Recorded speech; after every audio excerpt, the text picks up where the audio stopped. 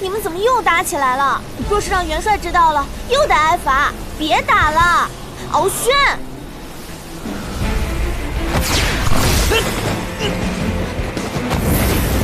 小心！云墨，云墨哥哥，云墨哥哥，你干嘛老帮着他说话？你放开我！于墨有什么好？不过是一条低贱的小黑鱼而已。我可是东海龙太子。你放开我！我要去救云墨哥哥。云墨虽然不怕火，但是如果再这样烧下去，他的酒旗身份只怕就要暴露了。不行，我得赶紧想办法灭火。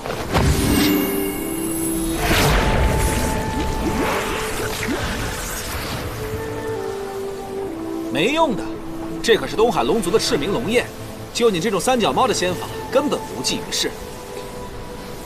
云墨，你刚刚吃的那个宝物可以保你性命，别害怕，你没事的。一个小小的仙士能有什么好东西？你就等着它被烧成一条死鱼吧。敖轩，你如此心狠手辣，我死也不会嫁给你的。你救不了他的，好好跟着我。等我当上了四海之主，你就是我的皇后，我会对你好的。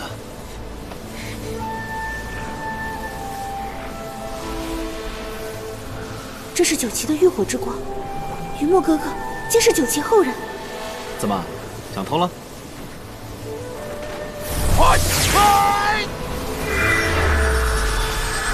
大半夜的不睡觉，怎么回事啊？元帅，刚才我和于墨在比武，谁知他自己就……你胡说，分明是你故意纵火。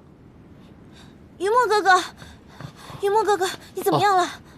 哦，我没什么事儿，就是有点热。热，我给你扇扇。你竟然没死！如果你只是条普通的黑鱼，怎么可能在龙焰下存活？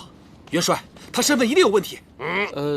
元帅是这样的，我不知道您是否知道雪灵芝。雪灵芝是水族上供的仙草，服下后便可以滋补仙灵。于墨便是服了雪灵芝，这才保住了一命。你哪来的如此珍贵的仙草啊？如今九重天的人人尽皆知，是我姐姐芷溪救了应渊帝君，帝君为了报恩，便把雪灵芝赐给了姐姐，姐姐又将它送给了我。而我跟于墨又是好友，我听闻他受到了您的责罚，便把这雪灵芝又给了他，这才救了他一命。你哪来的那么多又？你不在应渊帝君那儿好好的待着，深更半夜的跑到我这里来干什么呀？还不赶紧给我回去！是，小的告退。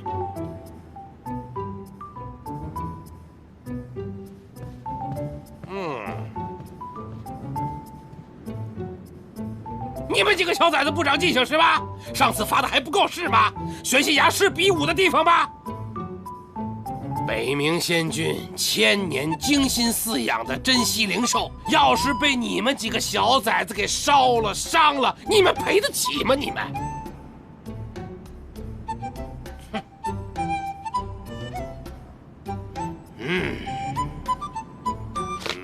从今日起，敖轩、严旦，不，于墨，你们两个，都给我回到各自屋子里，闭门思过。没我的准许，谁都不得踏出屋门半步。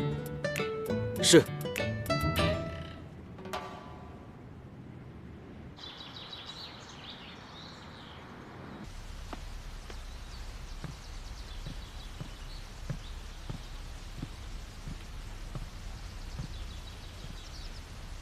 帝君，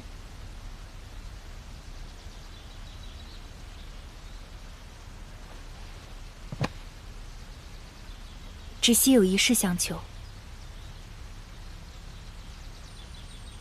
帝君应当知晓，严丹无心仙阶，不喜修炼，这些日子在延续天宫当差，甚是艰辛难耐。我与严旦姐妹情深，实在不忍看她如此辛苦。还请帝君能将他调回玄心崖。是严旦的意思吗？昨夜玄仙崖大火，颜丹为了救他的黑鱼朋友云墨，将极其珍贵的雪灵芝送了出去。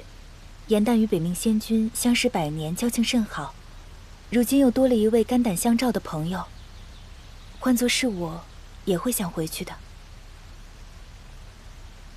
他倒是大方。起来吧。这明明是你弯的心，却都在为别人求恩典。你没有什么想要的吗？听闻偃虚天宫有一种名为飞弦术的仙法，以琴为术，精妙异常，直系很是向往。不知帝君是否愿意将它传授于我？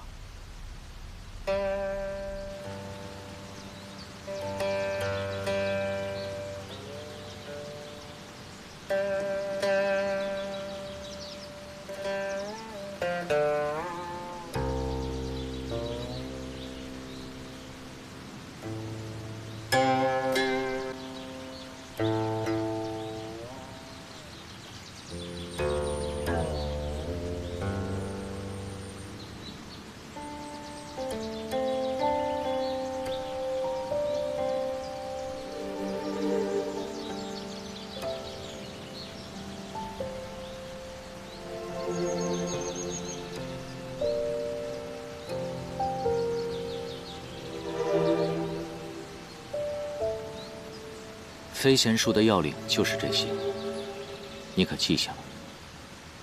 记下了。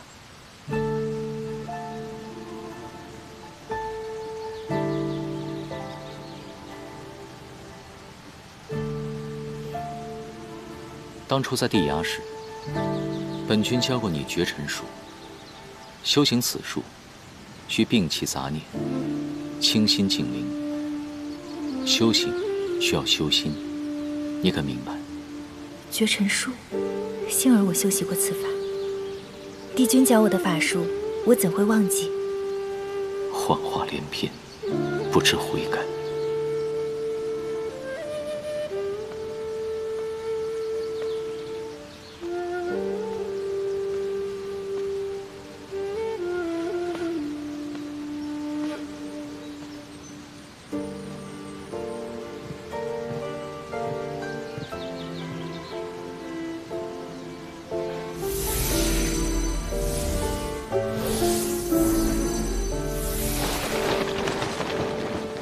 处置芷溪容易，但如何处置他，才能不伤颜淡的心，还需斟酌一二。帝君教了姐姐绝尘术，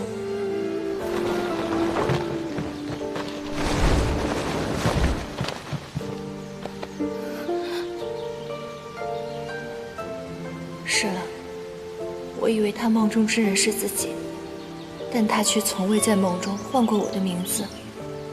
应渊始终喜欢的，都是地压陪伴他的人罢了。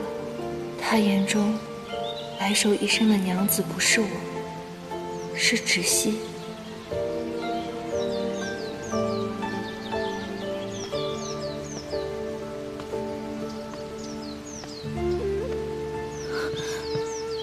芷溪有伤在身，仙法不稳，唐突帝君了，还请帝君责罚。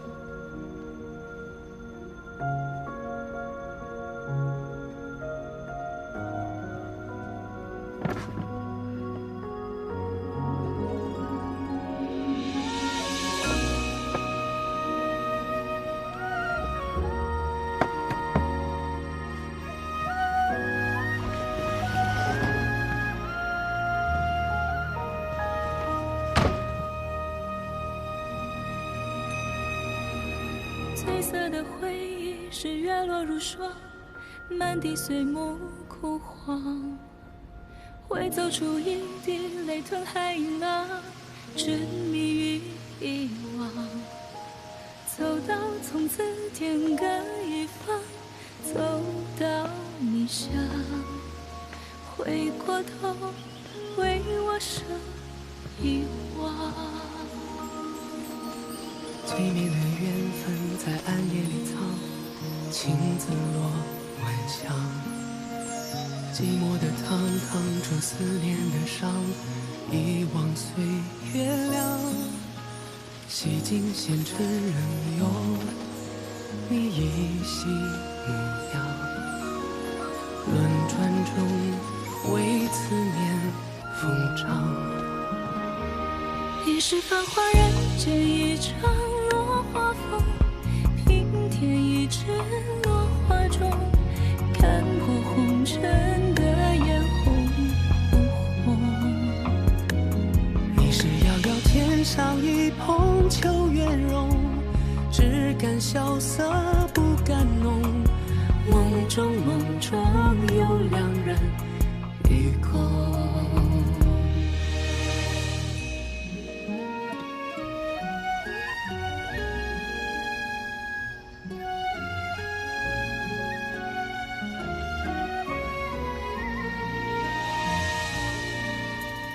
我见只是苦短，情丝苦长，多情人不自量。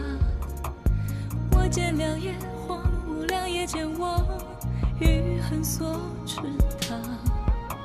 风卷一枝花开一场，望穿无望。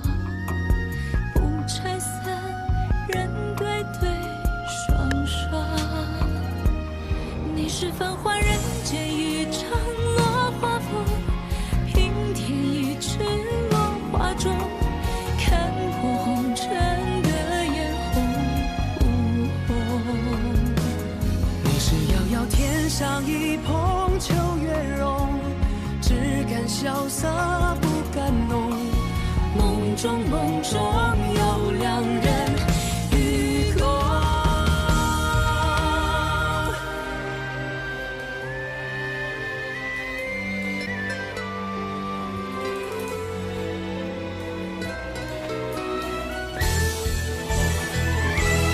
与君别后，迎上我下这一程，山海无路万行中，欲别还休，几时都不够。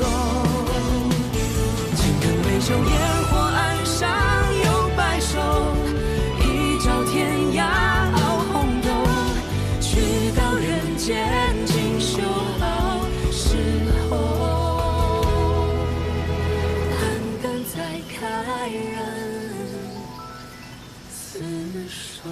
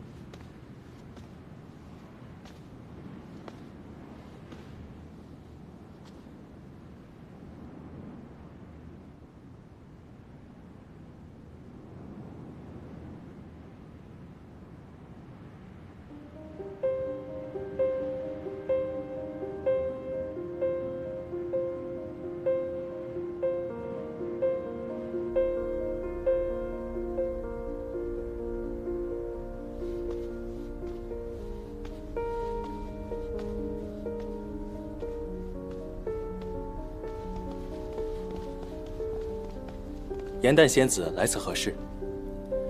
你认得我？当然，当初你与应渊帝君联手清剿了浅云宫的魔族内应，浅云宫上下仙士无不感激。当时只是帝君一人之劳，我是在旁边帮忙，幸运罢了。哪有？颜淡仙子有勇有谋，我还听说你的姐姐芷溪弯心救了帝君，你们姐妹俩当真是女中豪杰。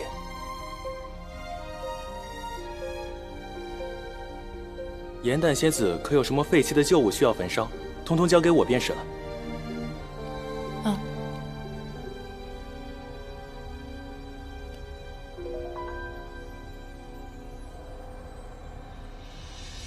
这沉香炉精致非凡，还依旧如新。颜丹仙子确定要将它烧毁吗？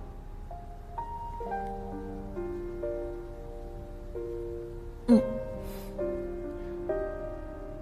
请您稍等。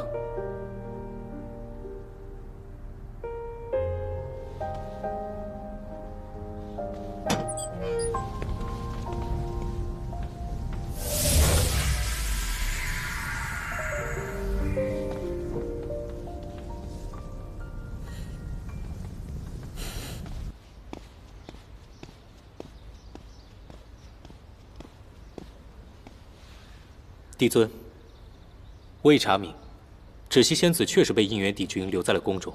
传言废墟，帝君对这位仙子甚好，非但照顾有加，还亲自教她弹琴，研习仙法。帝君还将帝尊赏赐的雪灵芝，送给了芷溪仙子的亲妹妹。看来，我要去延虚天宫一趟了。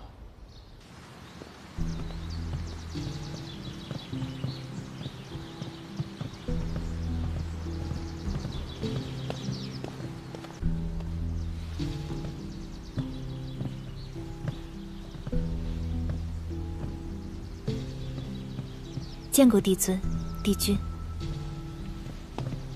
这便是救你的芷溪仙子。正是。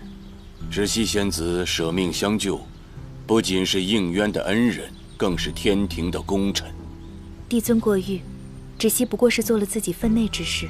你是妙法阁的副掌事，你的分内之事什么时候有了治病救人这一项啊？近天来，天庭流言四起，说你与应渊暗生情愫，是真是假？应渊帝君昔日屡次平定三界四海，帝君之安危，便是三界之安危。芷溪救人是为了天界众生，绝无半点私心杂念，亦不敢对帝君有所觊觎。你舍命相救，理应褒奖。但如果你暗自生情，则是违反天条，我要按律治罪。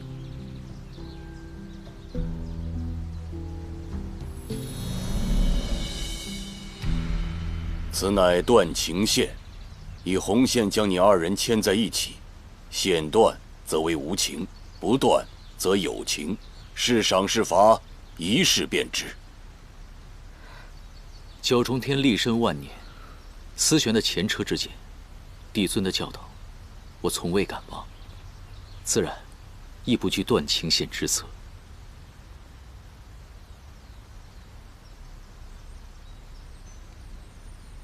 应渊心中磊落，为证清白，但求一策，结果定不会让帝尊失望。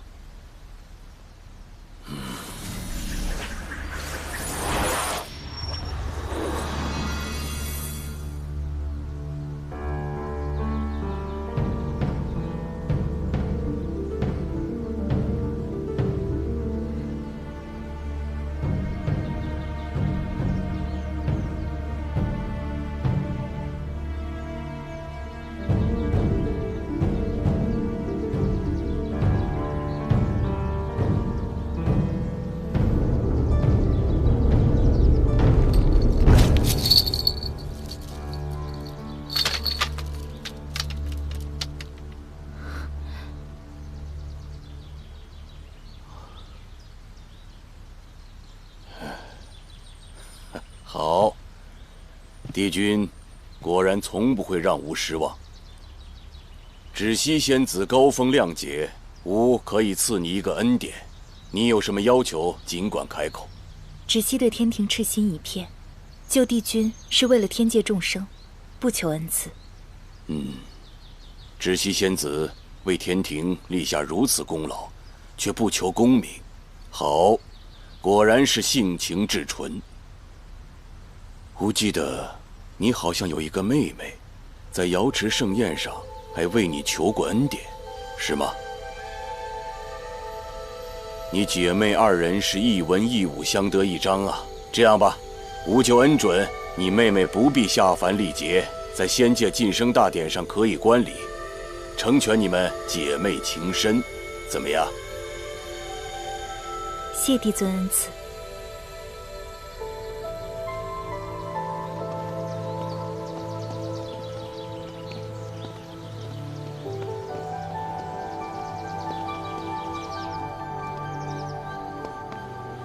应元，苍茫浩瀚的3界过往之中，有多少浩劫，皆是因情而起。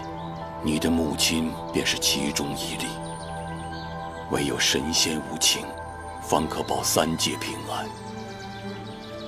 吾望你能够铭记你生母之事、同僚之难，切不可行差踏错，令3界再次陷入劫难之中。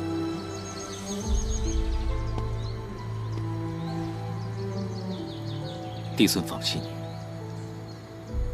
我必恪守天规，不负母亲的在天之灵，以毕生精力守护3界4海，换取万世安宁太平。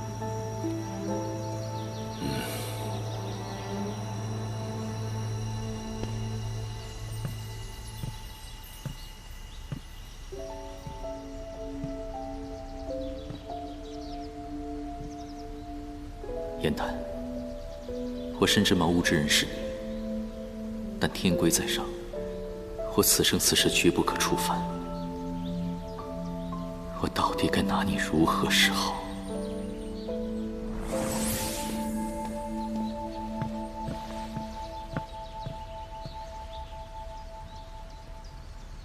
帝尊为庆祝帝君归来，特意下旨，后日于瑶池设宴，更是亲自施法，致瑶池的莲花一夜之间全部盛开。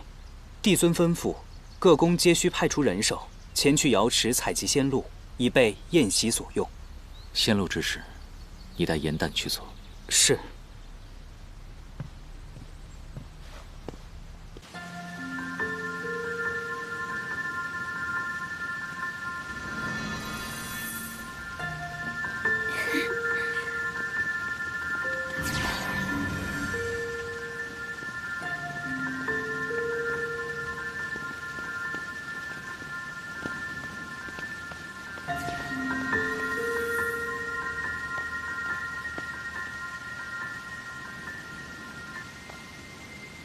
帝君为何一人在此赏花？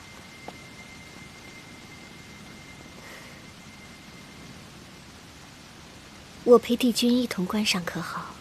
不必了。这么多年，我对帝君的心意与付出，相信帝君皆看在眼里，为何却连一个赏花的机会也不愿意给我？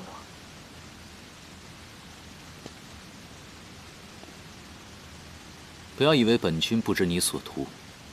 修行没有任何捷径，修灵之前必先修心。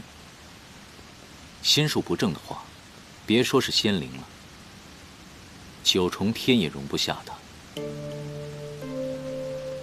你身为一阁长侍，本该是仙阁表率，怎仍不知悔改，不知自重？我所做的一切，不过是敬仰帝君的风采。希望自己有朝一日也能如帝君般负责3界。帝君，你怎可如此诋毁我，诬陷我？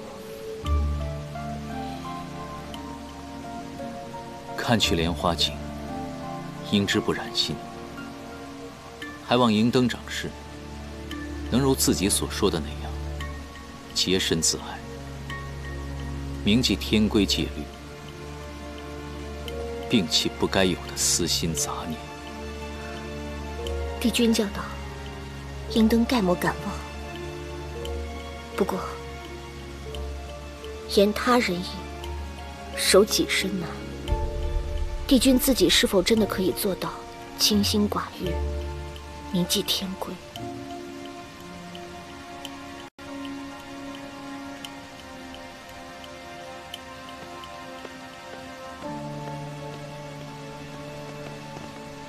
莲花初开之时，露水最为清澈。严旦，你先在此处采集，争取日落之前把这瓶集满。我去那边看看。嗯。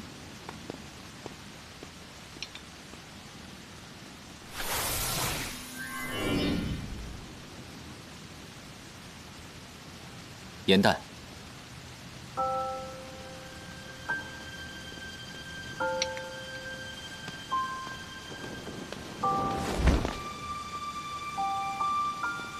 莲花清香，可以凝神静气，对你的伤病有益处。你在此可以多待一会儿。不必急着离开。帝君让我来采仙路，就是因为这个。燕丹，其实姐姐伤势比我重，她应该来这里，我不应该来。你是偃虚天宫的人，芷溪不是。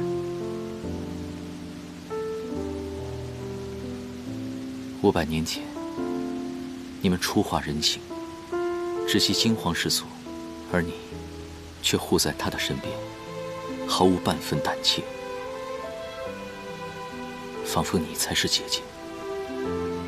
这都是陈年旧事了，帝君不必再提起。当初本君在地衙时，也遇到过莲花盛开之际。当时双目皆盲，只闻得到花香。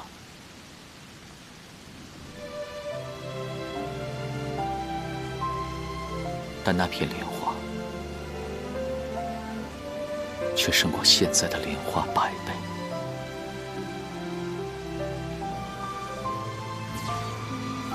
天庭的莲花，纵然繁盛，可总是透着一丝清冷。不知道凡间的莲花是什么样子，是不是更加的有生机，有温度？芷溪已经被帝尊赐予了恩典，免了历难之苦，你不用替他下凡了。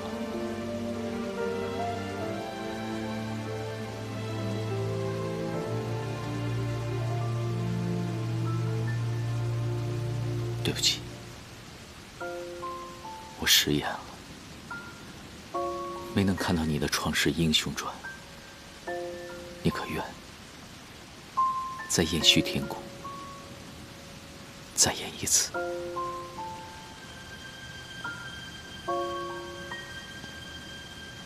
这一次，本君绝不会错过。没关系的，帝君。错过就错过了，不用再弥补了。我还要去采仙路，先告辞了。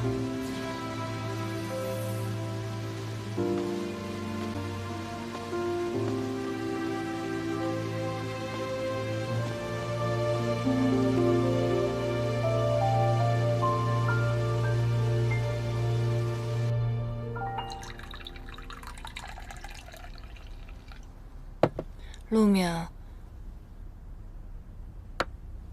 你有没有那种感觉，有一个人像是住在你的心里，满脑子都是他的身影，挥之不去，就是没有办法忘记他。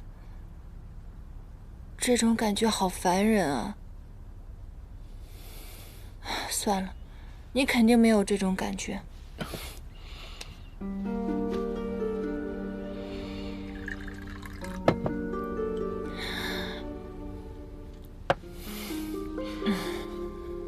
你要是心里难受，非要喝酒，那今日我便陪你痛饮3千茶，不醉不归。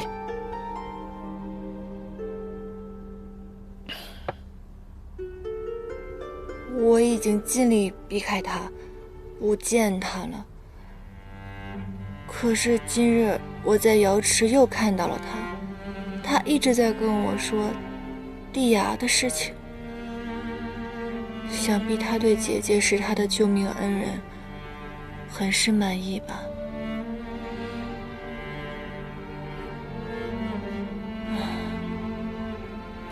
我现在终于知道，为什么天界要戒情了。情真的好痛苦啊，真的比天雷还痛不欲生啊！陆明。我好难过，我好难过，你懂那种感受吗？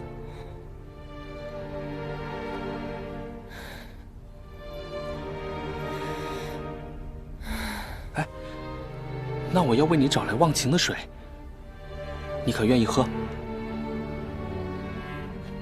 我不要。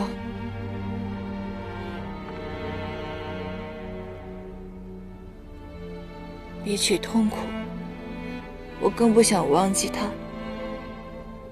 在迪亚那段时光实在太美好了，实在太怀念了。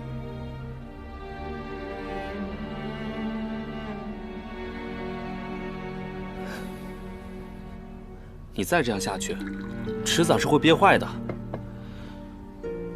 其实呢，这人有时候啊，真的可以放纵一次。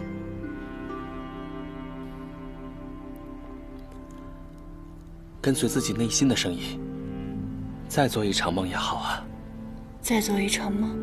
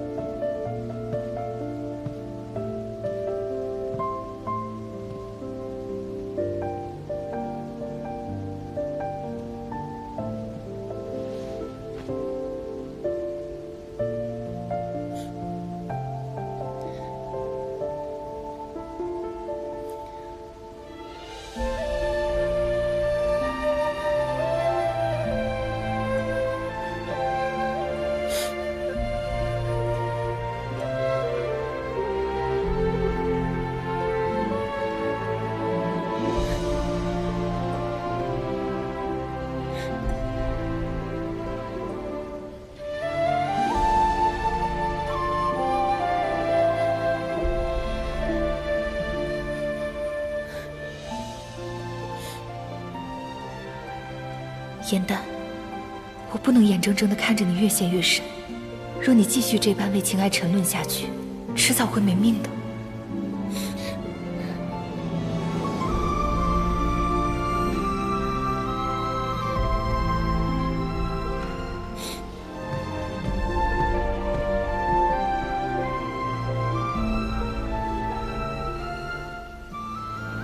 就算你变成窒息的模样，我也知道是你。颜淡，对不起，为了你的安危，我不能与你相认。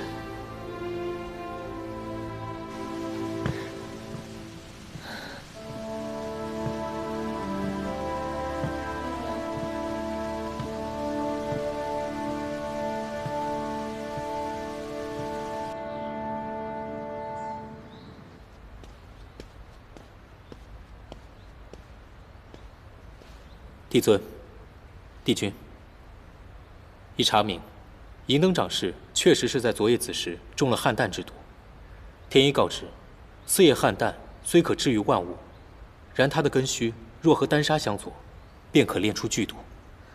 我为天庭效力千年，从未有一日懈怠，如今却受奸人暗害，请帝尊为我做主。长氏放心。整个九重天拥有四叶汉弹真身的，仅有2人，皆在延续天宫。我已经派人去请，相信应元君公正廉明，定会查清，还你一个公道。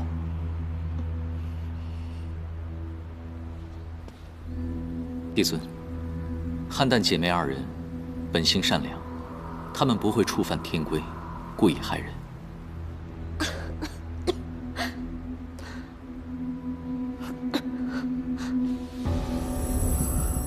我麒麟受损严重，若不是发现的及时，怕是早已没有命站在这里。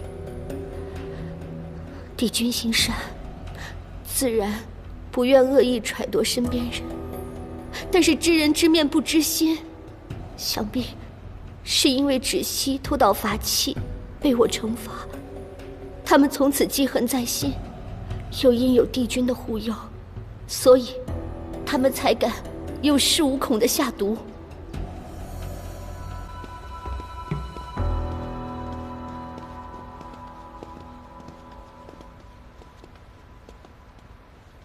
参见帝尊。参见帝尊，帝君。帝君，我有一事请教，请问二位仙子，昨夜子时身在何处，做了什么？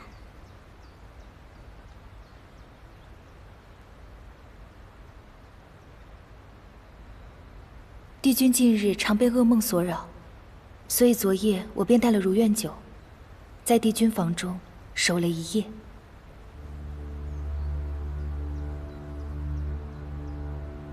那便就是颜淡仙子下的毒了。普天之下，再无旁人拥有四叶汉淡根须。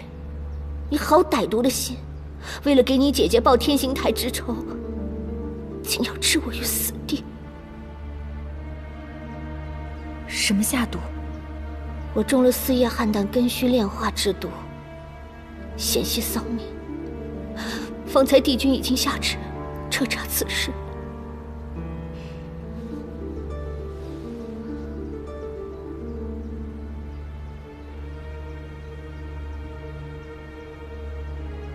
我没有下毒。那你说，昨夜你在何处？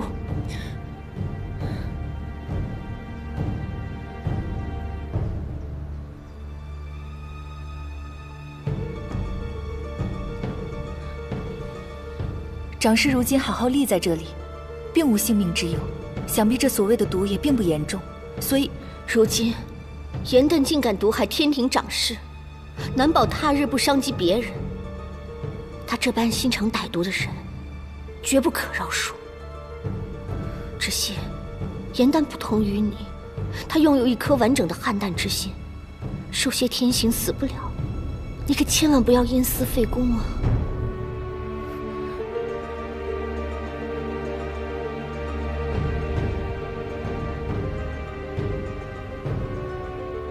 我一时没有证据，可是我真的没有下毒。昨日仙班执事有何记录？根据昨夜当值仙士记录，颜淡仙子确实曾在子时出过宫，可没过一个时辰便回来了。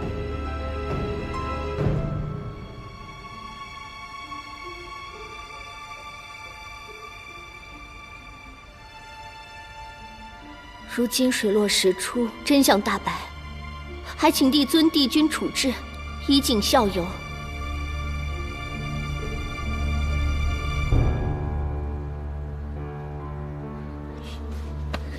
颜淡是我妹妹，她的为人我再了解不过了。她虽然性子有些顽劣，但却是个善良之人。此事定是有误会，颜淡绝不会给人下毒，害人性命。还请帝尊、帝君明察。行了，不用再狡辩了，证据确凿，下毒之人除了颜淡，别无他人。应元觉，他是你偃虚天宫的人，刑罚如何由你来判定。但是此人居心叵测，绝不可再留在偃虚天宫。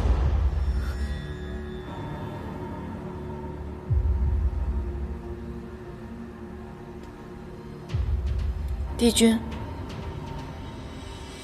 你也不信我吗？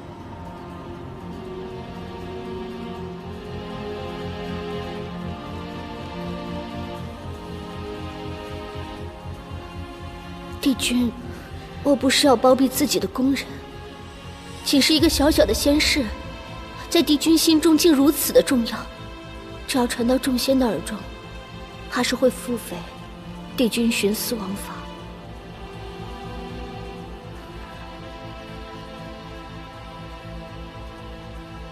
宁远，你身为帝君，理当成为表率，吾希望你要不偏不倚，不枉不纵，给长师、给天界一个交代，切莫让吾失望。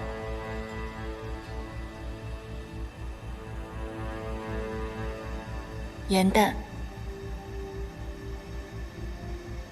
绝无做过此事。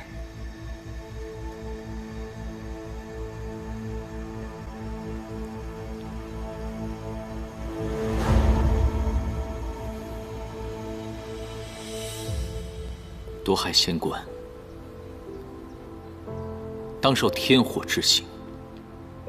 将颜淡押入天牢， 3日之后，本君亲自送往天刑台领罚。往后岁月，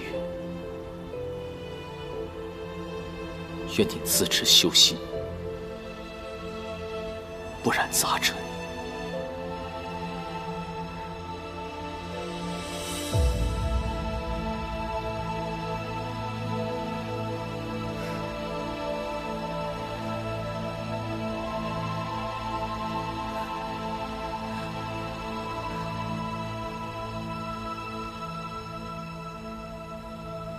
还请帝君三思，颜旦是被冤枉的。带走。是。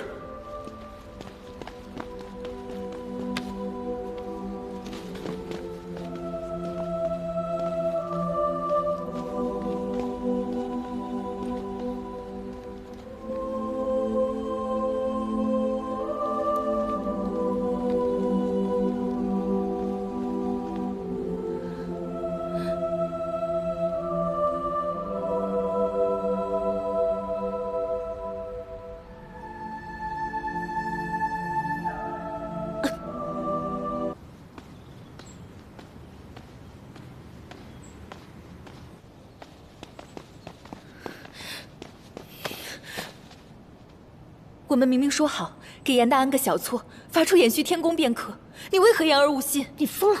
这是玉清宫，害你亲妹妹的汉胆根须是你亲手给的，你装什么无辜？还有脸跟我谈信义？我只是担心颜旦日后会犯下大错，想以此小惩大戒一下，并不想害死他。他刚受过雷刑，又没了半颗心，若罪名成立，再上天刑台，就算不死，也要被打回原形了。我就是要让他从这个世界上消失。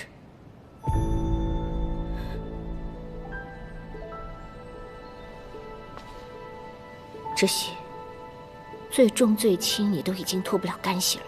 你们姐妹俩的情早就断了。此案已经惊动了帝尊，若不想再将自己前途、性命都搭进去的话，就给我闭嘴！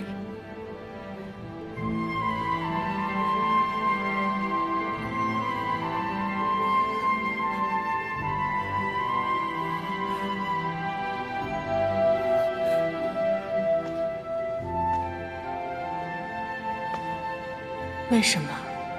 为什么会变成这样？这到底是怎么了？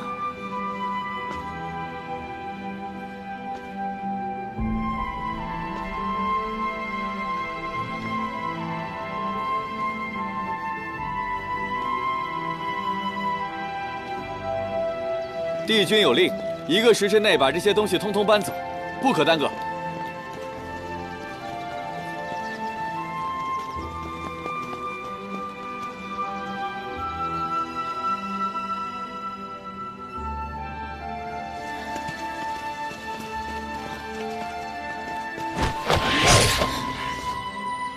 你干嘛？帝君之物竟被你这残花败柳般的刺绣所污，怪不得帝君他一日也不愿等，急着命人将你这下贱卑鄙之人的物件全部移挪出宫。尹元君，你就这么厌恶我吗？能看一眼，便多看一眼吧。今日你踏出这道宫门，你便再也回不来了。看着如今的你，我便想起了当年的我。不过，我当年离宫是风光高盛，你则是负罪离开。无论是被帝尊所赐的我，还是剜心救他性命的芷溪，没有哪个女仙可以永远留在延续天宫。帝君的心中容得下3界苍生，却没有一个女子的位置，是吗？若真如此，你为何千方百计的要赶我出宫？赶你出宫判你下狱的不是我，是他。即使他与你对弈，教你仙法又如何？你在他眼里，不过就是一个逗闷子的顽劣仙士罢了。说，你与别人也确实不同。这么多离宫的仙子，你是走得最狼狈的一个。你可知帝君如何说你？他说，你是延续天宫的耻辱，已经命人将你的东西通通拿去焚元炉烧了。当你生出不该有的心思那刻起，你便该想到会有这么一天。带走。是。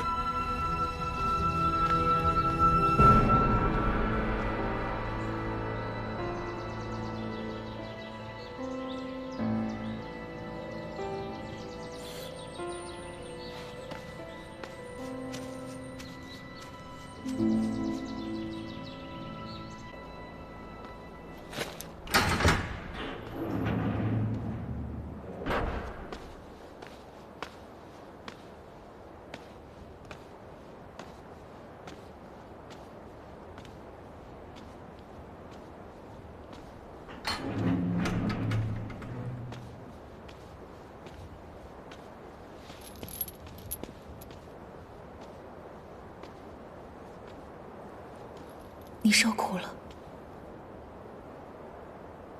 为什么？你为什么要这样对我？对不起，我只是想给你安个小错，让你离开延续天宫，远离帝君，从此不再为情所困。没想到会被银灯利用，害你至此。我知道，我现在说什么都没用了。可是，一开始，我真的是为你好的。为我好？为了我好，为什么在银灯诬陷我下毒之时，你没有解释？你知不知道当时你那个样子？我感觉我都已经不认识你了。是我懦弱，不敢当着帝尊和帝君的面承认自己犯的错。从小到大，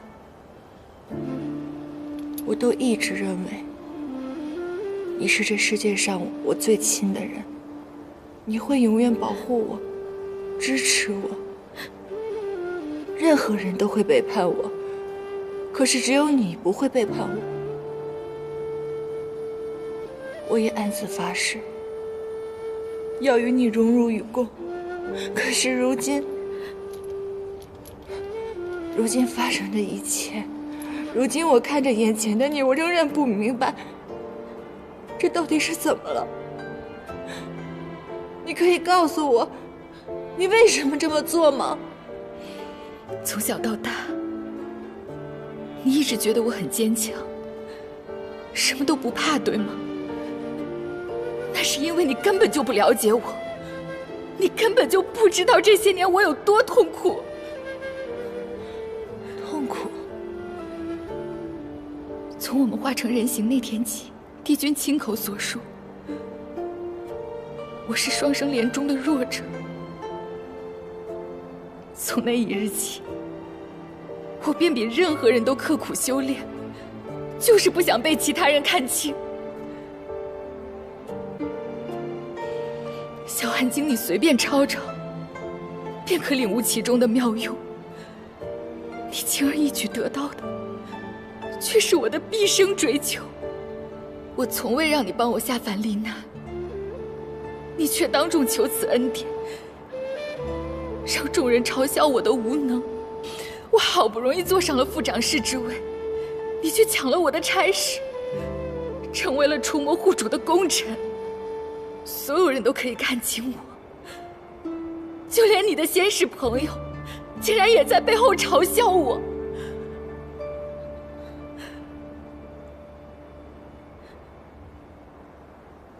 我没有想到，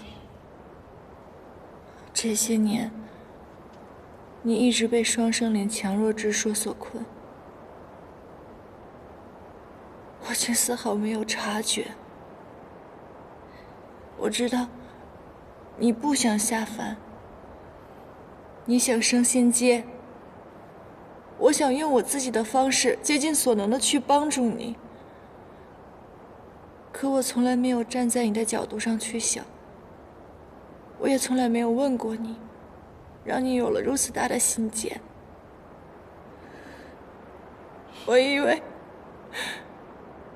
我们可以一直这样手拉着手走下去，我以为我们永远是最好的姐妹，可我没有想到，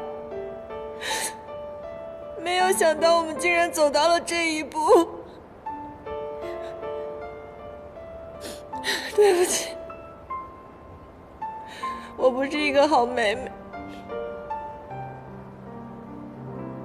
对不起。元旦，对不起，我知道是我对不起你。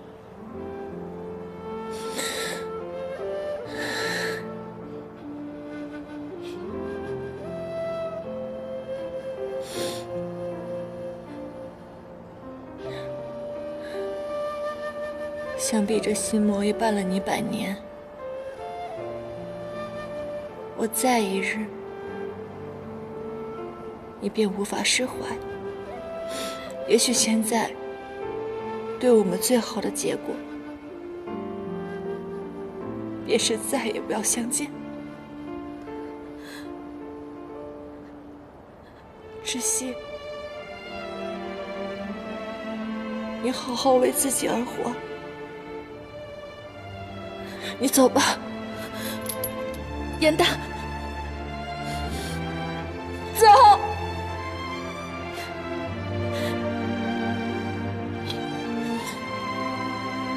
走啊！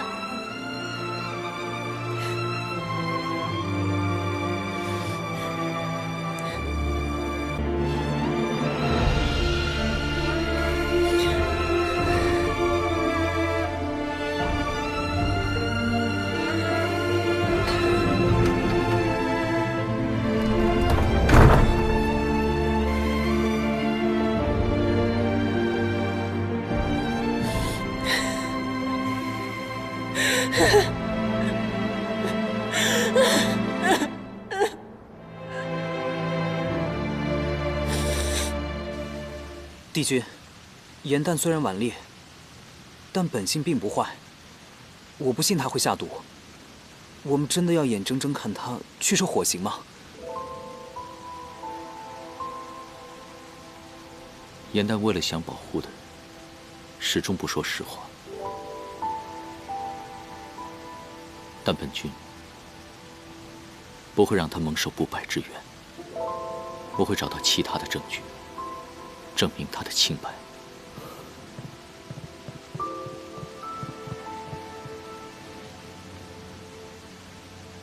帝君，这是浅云宫的仙士，他是来找严旦的。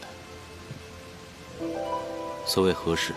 帝君，严旦仙子几日前将这沉香炉给我，让我帮他焚毁，可这香炉却被施了仙法，无论怎么烧都烧不坏。我只能将它送还给严旦仙子，却找不到他人了。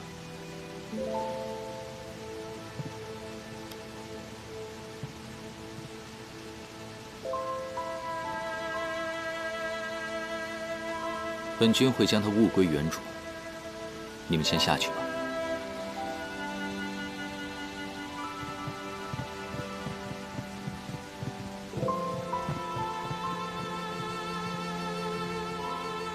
严旦，你舍得将这沉香炉焚毁，定是对我失望透顶。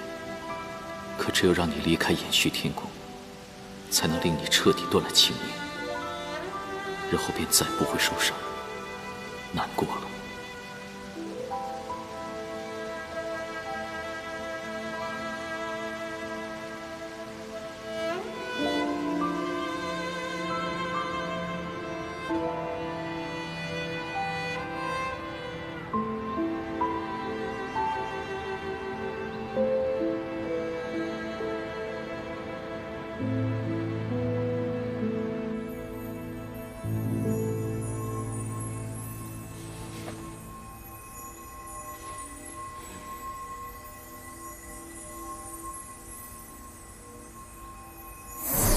云墨，不好了，出大事了！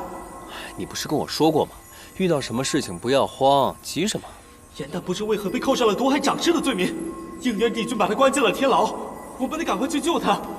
你放心，我一定会想尽一切办法把他救出来。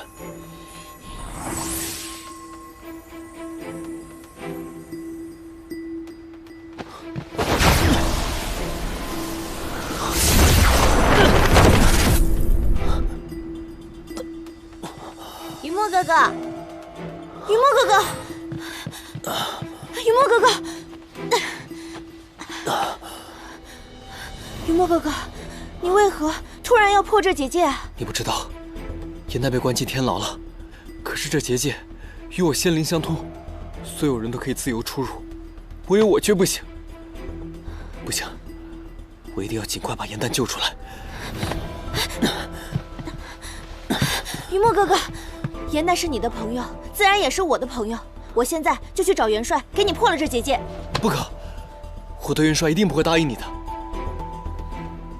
我也不可能丢下颜淡不管，就算粉身碎骨，我也要把他给救出来。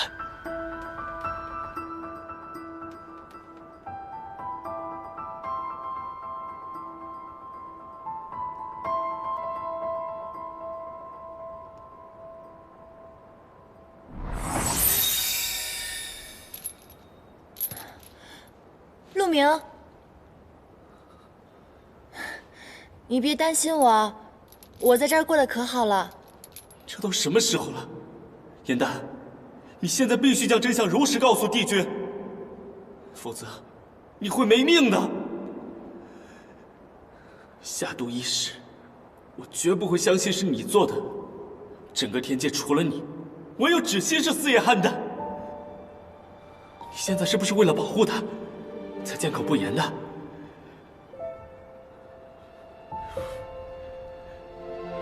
芷溪与你是骨肉至亲，他却这样对你，你不去我去，我现在就去跟帝君说个清楚。不可！若你还把我当朋友的话，你便不可以这样做。为什么？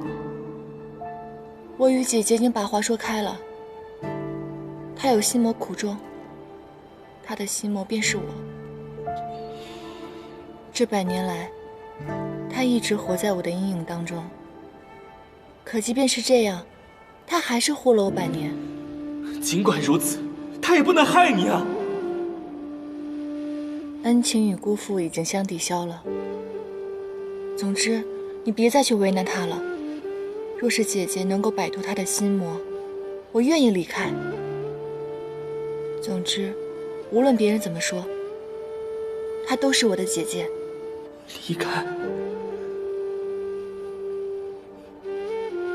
你难道真的不想活了？怎么可能啊！应元君已经答应我了，说他会保住我的性命，放我去凡间逍遥自在的。真的？真的，我都没有想到，我也算是因祸得福吧。我以前一直都在想，凡间一定很美妙，想下去看看，没想到这次便可以目睹它的风采了。既然你决定了，此次去凡间，也许再也回不来了。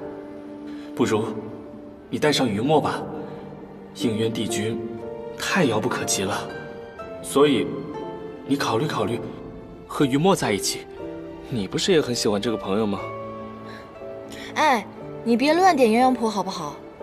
云墨可是我亲手喂大的小黑鱼，他叫我一声老母亲都不为过。我自己的事情我自己承担，不要牵扯到别人。总之，我去意已决，你别再劝我了。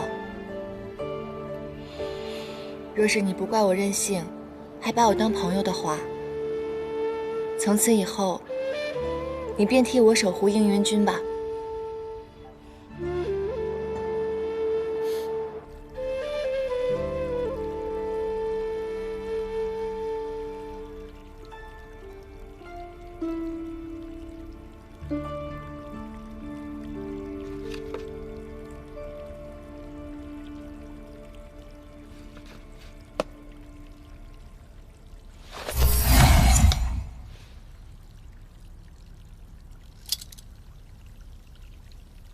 果然有护灵丹的气味。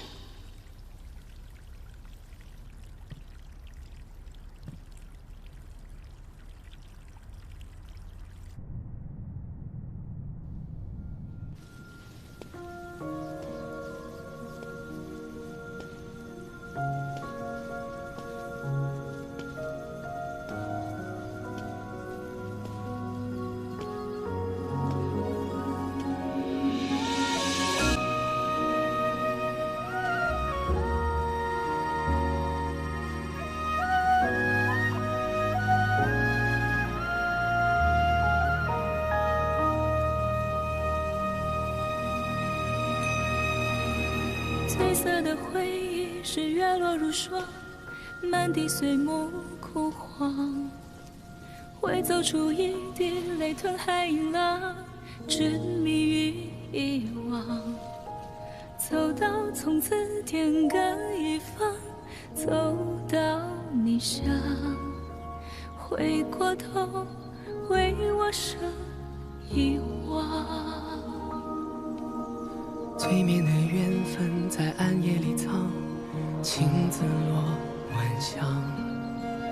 寂寞的汤烫出思念的伤，遗忘。帝君，小仙乃是藏法阁的小仙士，今日误入此地，并非有意叨扰。轮转中为思念疯长。这出戏可热闹了，应元君听完，心中的郁结也可消除一二。你在这里胡说八道什么？这是天善殿刚做的桂花糕，很好吃的。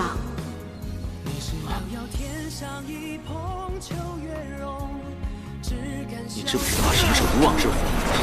火毒一旦发作，便会无法自控的伤人。你放我离蜀，不仅救不了我，还会伤了你自己。荼毒3界，你还不快走！叶元君，走！不走！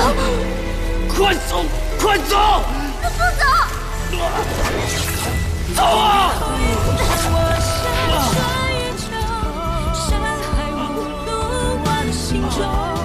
欲别还休，几时都不够。情根未休，烟火岸上有白首，一朝天涯熬红豆，去到人间锦绣好时候，看淡再开人厮守。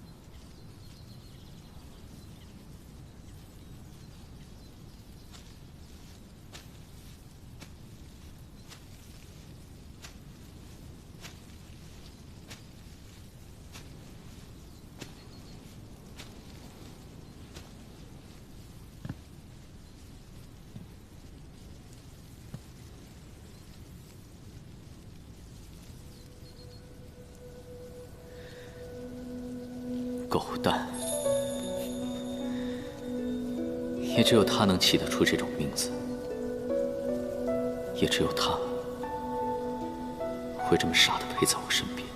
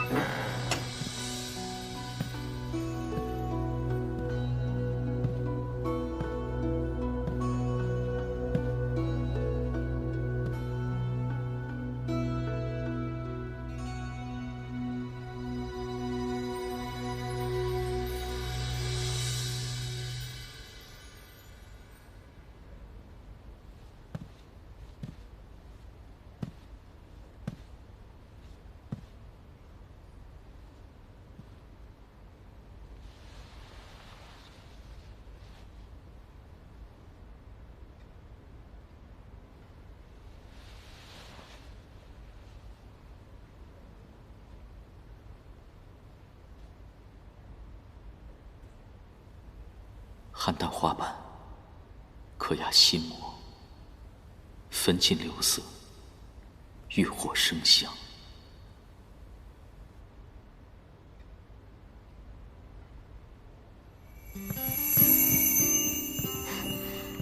应元君，莲池就在那边，里面的莲花都已经开了。应元君不用眼睛，一样可以看得见。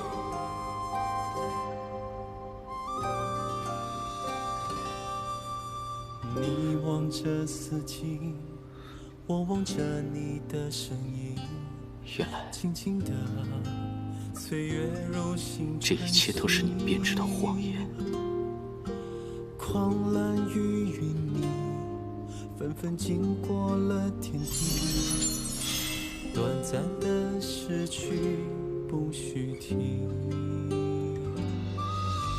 只剩你眼里，我该如何走向你？这场路，回忆谋少一起，我会再次想你，无论醒或不醒，空中人世换黎明。记忆就像是一片海，在这过去摸着未来。过来，心摊开，以蔚蓝尽流。应元君，你看这莲花都开了。之前你不是说了吗？等你眼睛好了以后，便和我一起赏花，你不许食言。你想不想看我们花界的星星？我变给你。好。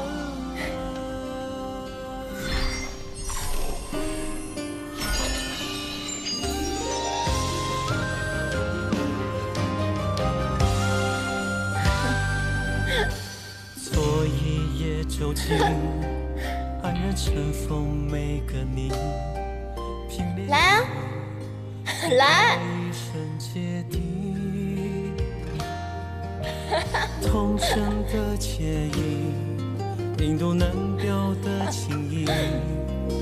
相逢不惋惜，我努力。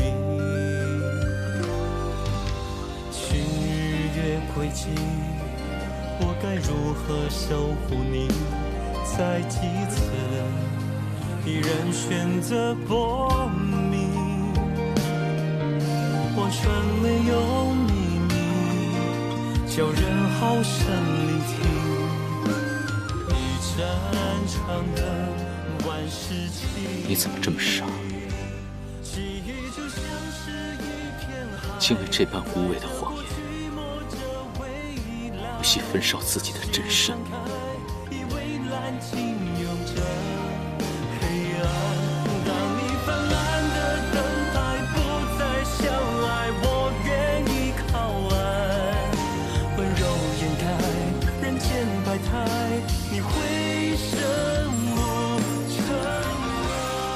小梦蝶残景，虽能带人入梦，却唯有感知真爱，方可破茧成蝶。那晚，燕丹进入了我的梦中，与我共度一生的人，不是美梦所化，而是燕丹的真身。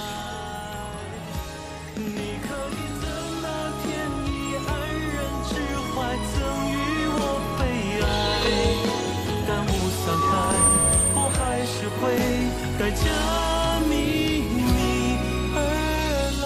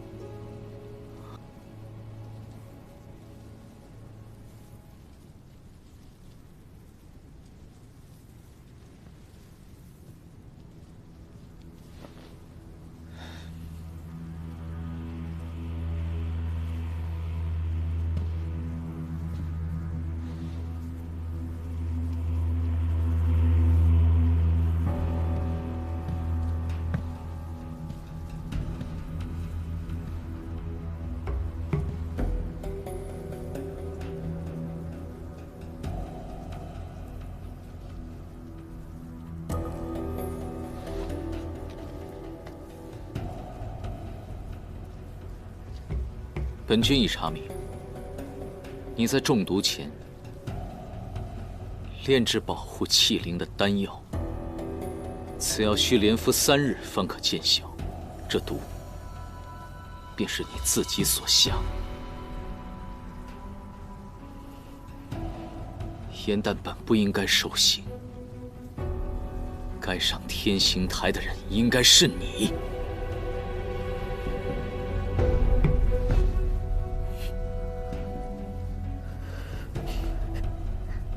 严旦，严旦，帝君心里只有严旦。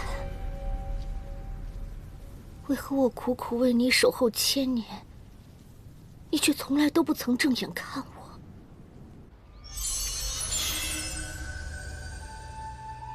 此乃吾案前的银烛灯，昼夜不息。应元君天庭日理万机，劳苦功高，吾就将此灯赐予你，全当吾的一番心意。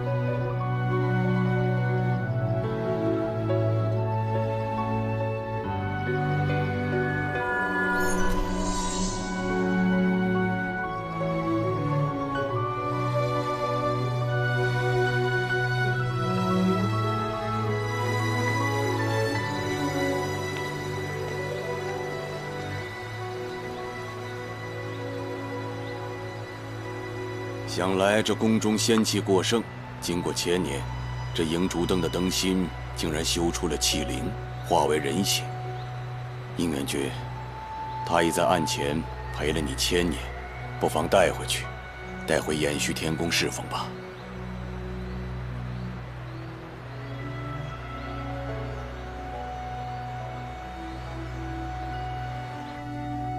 我与帝君本就是命中注定的缘分。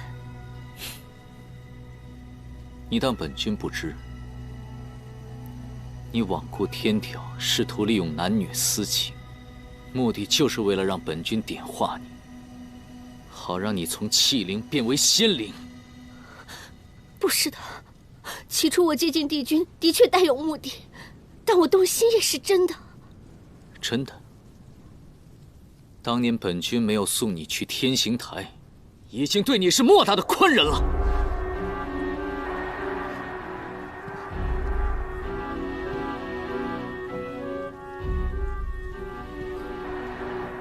我和严旦都是帝君的仙士，我谨小慎微，恪尽职守，他谎话连篇，处处犯错。但帝君却只对他包容庇护，却把我赶出延续天宫。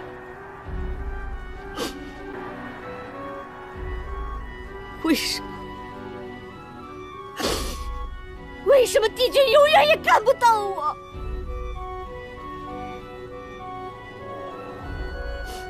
因为神仙本就应该无情。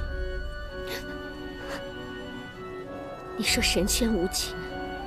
若神仙无情，那帝君方才的眼泪又是从何而来？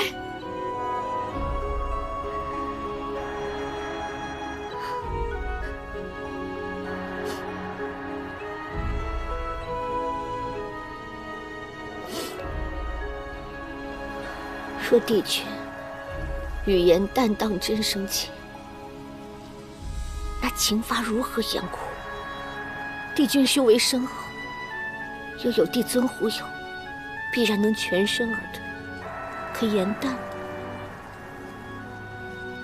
他受伤未愈，又遭此大劫，只怕会灰飞烟灭。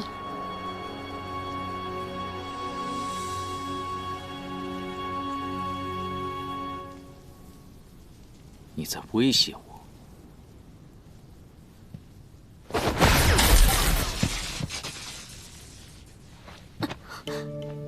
帝君，银灯只求帝君能放我一条生路。下毒之事，帝尊已有定论。若贸然翻案，帝尊必会细究。颜淡偷偷守护帝君之事，必然会暴露。帝尊对动情之事从无宽宥，若以断情线相测，只怕到时祸心可免，情罚难逃。祸心之下，颜淡尚有一丝生机，总好过情罚加身，不死不休。若帝君网开一面，银灯在此立誓，从此缄口不言你与颜淡生情之事，我绝不会告诉任何人。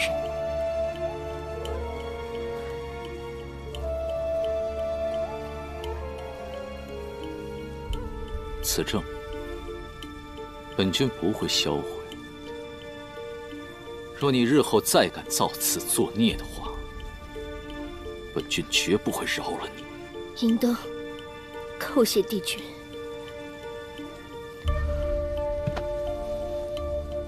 我日后定痛改前非，绝不再犯。望你日后好自为之。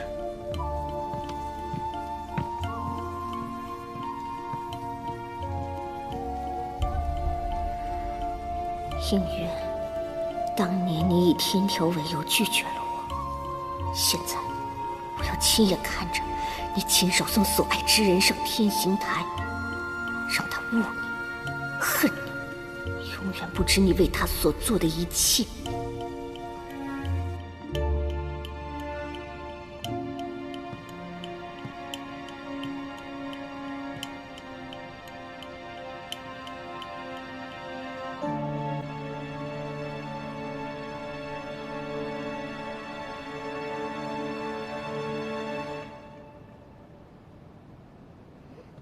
应元君啊，这白日里你就遣人送来一堆破烂物件，这深更半夜的还亲自来老夫的玄心崖收拾屋子呀？元帅，连夜来此有一事相求，还望元帅出手相助。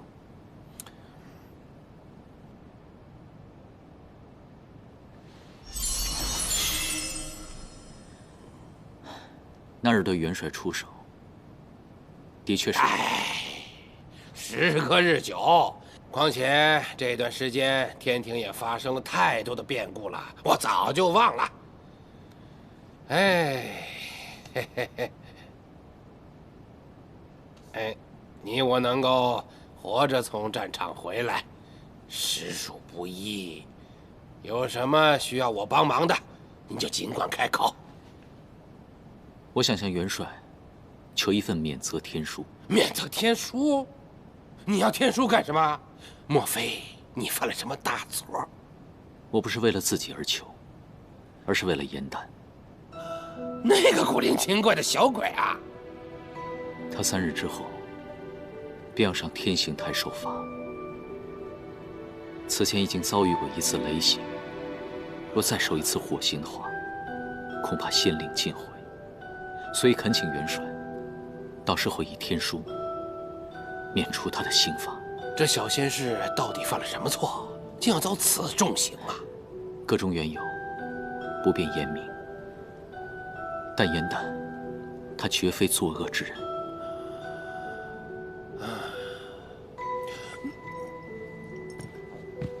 你我比武多年，武德见人品，我深知你的为人。那原因我就不问了，这个忙我帮。元帅，不胜感激。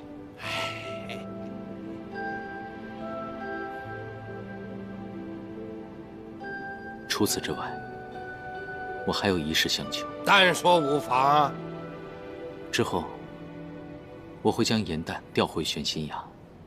虽然他仙力平平，但他资质不凡，还望元帅收他为徒，日后保他仙途安稳。那个小仙士虽然和你一起打过我，但是老夫就喜欢他这种肆意妄为的性子，还有他那份机智与胆量，配做我火德的徒弟。应元君呀，老夫这么多年没见过你这么关心一个仙士啊！居然为了他还舍弃这万年钟爱的棋谱。不过你放心啊，老夫深知你对这棋谱的爱惜，老夫看完之后一定会将它完璧归赵的。不必了，所有的棋局都已经破解。从此之后，我不会再下棋了。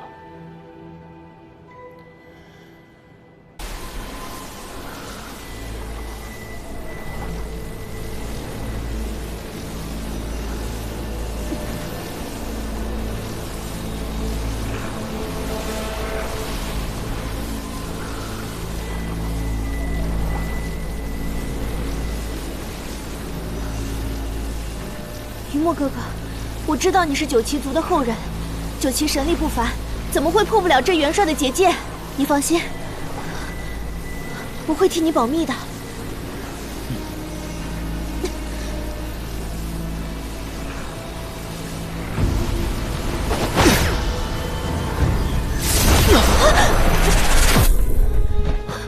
云墨哥哥，试试我的幻心灵。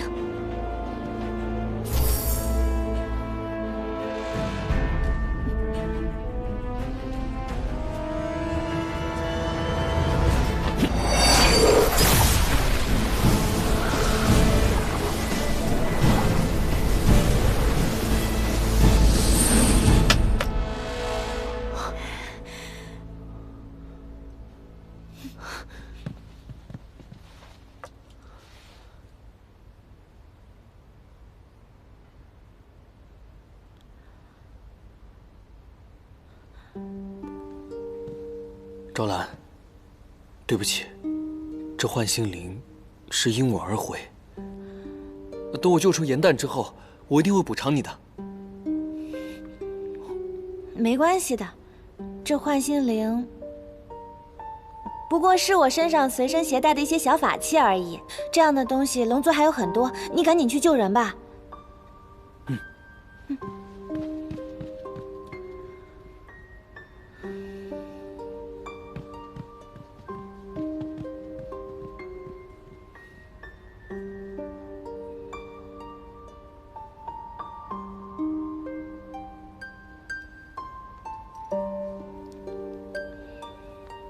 幻心灵已经想过，以后他会不会再想，不重要了。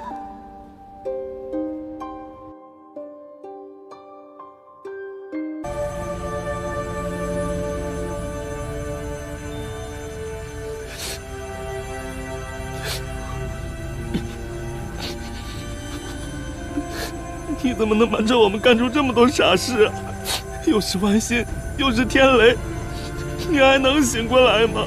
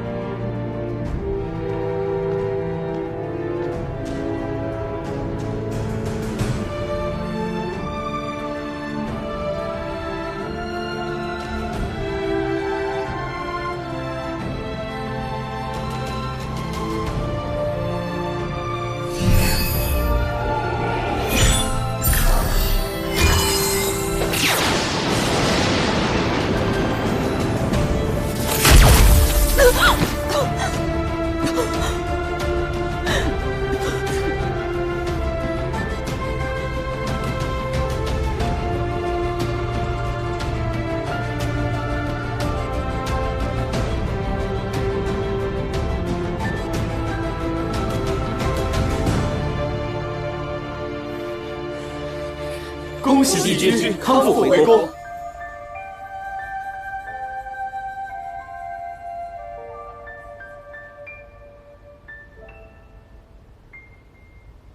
你竟还是做出了这种傻事。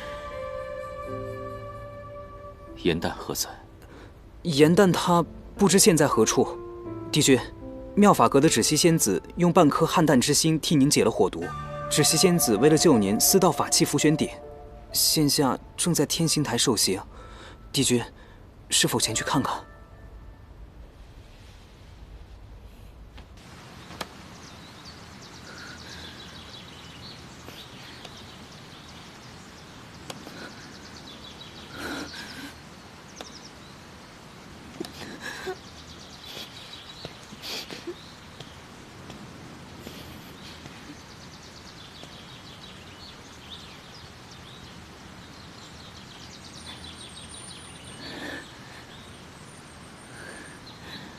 帝君，你终于复明了。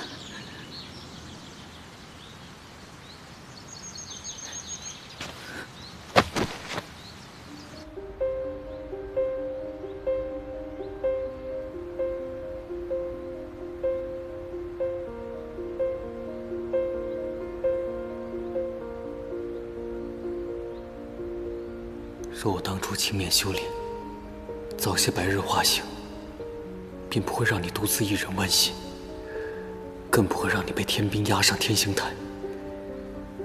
你若有事，我永远也不能原谅自己。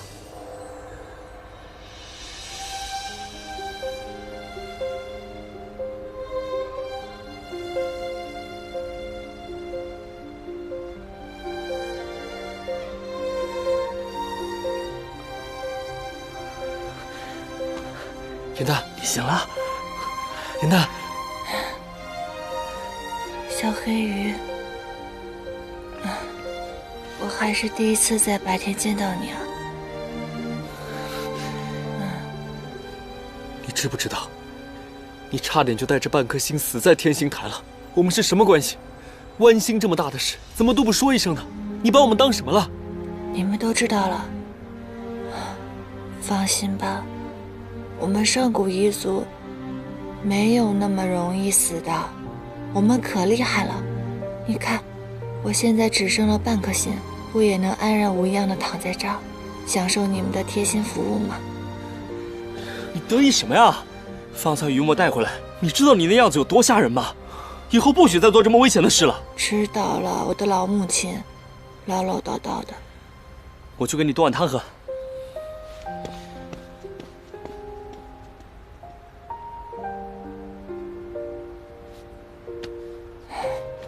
好了好了，以后我去干嘛都带着你，好不好？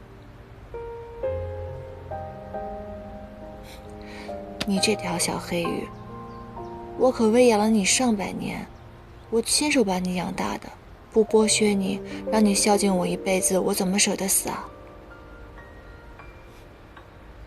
看在我也是你的老母亲的份上，你就别生气了，好不好？什么老母亲？那你说，你为什么要替芷溪顶罪啊？唉，姐姐是为了我，才私自挪用法器的。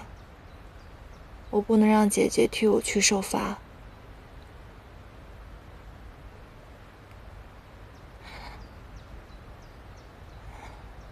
应院君呢？他现在可好？他人在哪儿？他回延续天宫了。太好了，我想去看看他。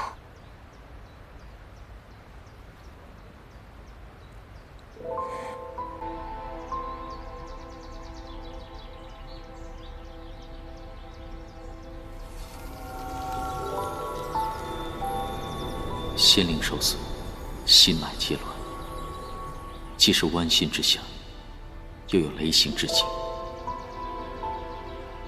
纵然所有证据都指向你，但我这颗心告诉我，绝不是你。芷溪，是你救的我。是我为了帝君，芷溪甘愿做任何事。那你的声音为何与那时不同？帝牙初见，我知道帝君不想让任何人看到你当时的窘困，我怕声音会暴露我的身份，所以才施法变换了嗓音。帝君，你可是怪我故意隐瞒身份，又自作主张的剜心相救。我只是不忍看见帝君就此身归混沌。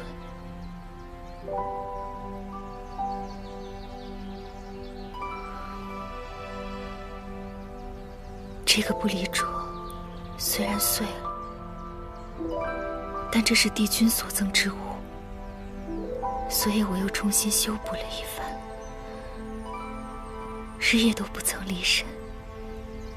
他手握不离镯，又对我与严丹的事知之甚多，到底是严丹授意，姐妹商议后的有意为之，还是芷溪冒名顶替？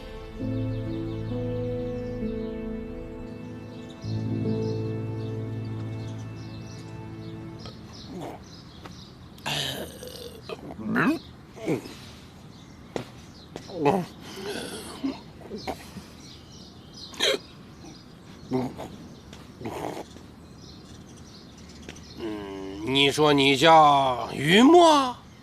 是啊。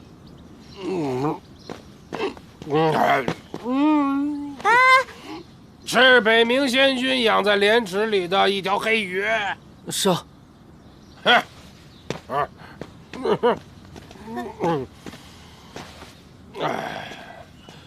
敖轩说你无缘无故的打了他，对于这一点你可承认呐？是我打了他，敢做敢当。哼，既然敢做敢当，那就受我3掌，闭门思过。打吧。元帅，他有问题，你怎么能这么简单就放过他？敖轩，今日他与我交手，发现他灵力强盛，绝非平常，且他早已化形成功。既然早化出人形，怎么此前的玄心崖没有人见过他？我怀疑他根本就是魔族奸细，有意潜藏。敖轩，化形之后为何隐瞒不上报？您要是问我，那我可就实话实说了。在玄心崖服侍的严旦仙士，曾无意间将敖轩丢入池中，把我砸伤了。这一砸可不要紧啊，让我完全没有办法恢复人形。您可知道，那个是我恢复人形最关键的一个阶段，所以我就没有办法化成人形，然后我便心生自卑了，所以就没向您汇报。这确实是我的不对，但是如果您不信的话，您可以去问世云仙士。如果您要再不信的话，他和严旦仙士还一同在这儿找过敖轩呢。敖轩，你砸伤过他？好像是有这么一回事。原来如此，严旦我可是见识过的。别说严旦敢砸你，就是龙王他也敢砸呀。对。如此说来，你差点毁了他的修行，他因此打了你，情有可原嘛。他在狡辩。我堂堂东海龙太子，身负龙族神力，若他只是一条普通的黑鱼，怎么可能先于我修炼成人啊？玄心崖里除了我们水族之外，还喂养着其他灵兽。按你这么一说，大家都是魔族奸细了。怎么连你也帮他说话？因为本来就是你有错在先啊。就算他不是魔族奸细，他身份也一定有问题。你给我等着，总有一天我会揭穿你的老底。哼，够了！玄心崖是什么地方？吵吵嚷嚷的成何体统？你们几个擅自斗殴，不知悔改，扰我清梦，统统受我3掌，然后都给我滚回去，闭门思过。任凭处罚。是。我也要受。怎么，你也想挨一掌啊？是。滚！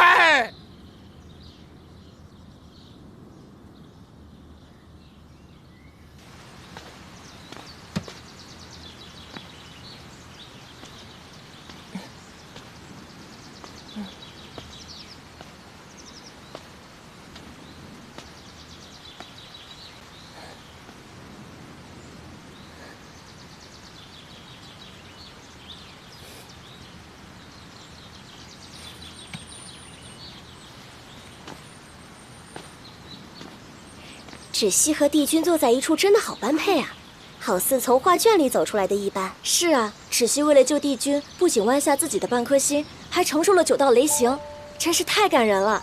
日后一定会留在延续天宫吧。虽然芷溪对帝君有情有义，可是天宫规定神仙不能相恋，唉，真是太可惜了。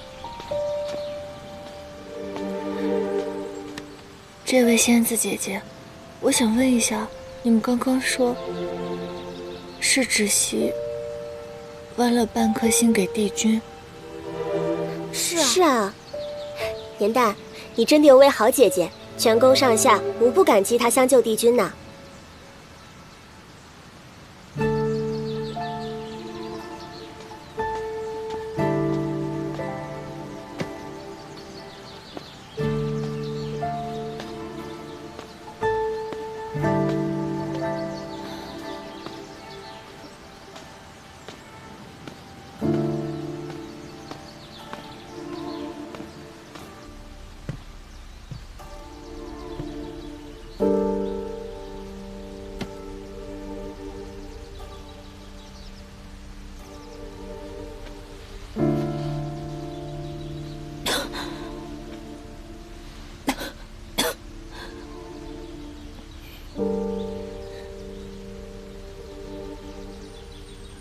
只怪芷溪仙法不勤，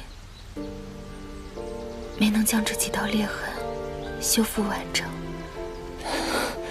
帝君可有什么办法，能将这部力拙恢复如初？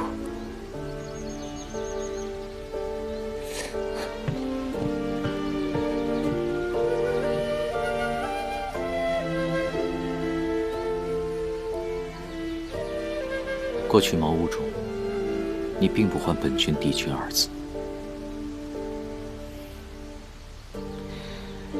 当时帝君并不知晓我的身份，那一隅之地也别无旁人，地位尊卑自然有所淡化。而如今帝君已归位，芷溪不敢有半分僭越。帝君，青云仙士正在门外看着呢，难道帝君要我还你小人吗？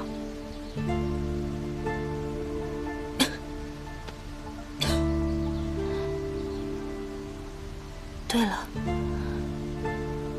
偷盗福轩鼎一事，迎灯长侍十分不悦，帝君可否收留我一段时日，待我把伤养好后，再回去请罪。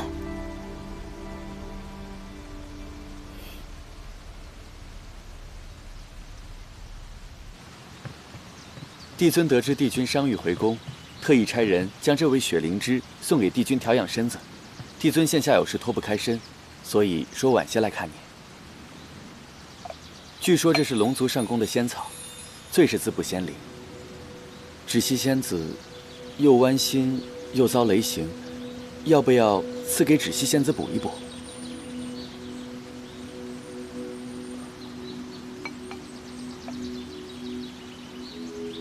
仙魔大战中，仙官伤损过多，帝尊新增了一场仙阶考试，望能填补各宫的空缺。这是咱们延续天宫的报名册，我挑选了几个资质高、仙力强的仙士来参加考试。颜淡是芷溪仙子的妹妹，我也帮她报了名，请帝君过目。帝君。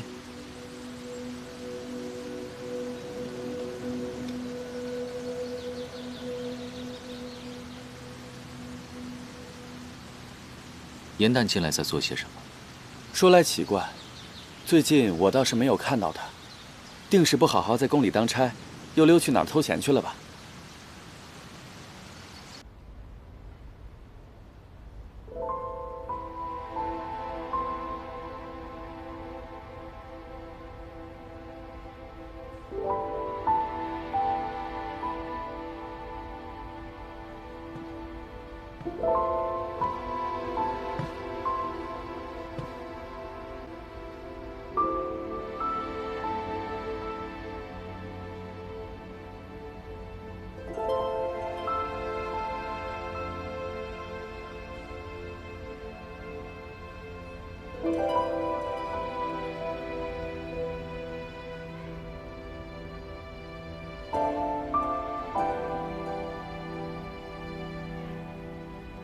你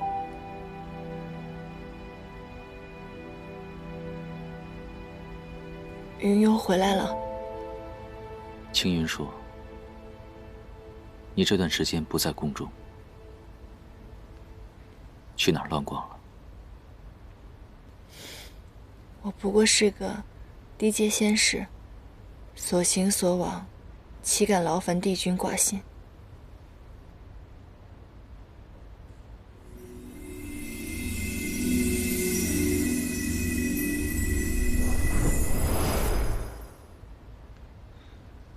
怎么受伤了？是又做了什么助人为乐的傻事，伤着自己了吧？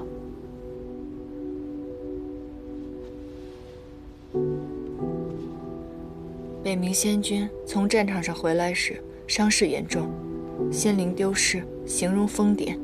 我将我的汉淡之力注入他的经脉当中，缓解了一丝他的痛苦。在弥留之际，让他寻回片刻的清醒罢了。仙君为了天庭，奉献毕生，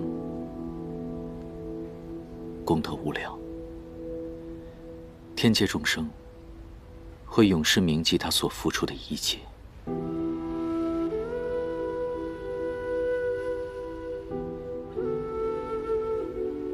你如此挂念救主，这些时日，本君消失数月，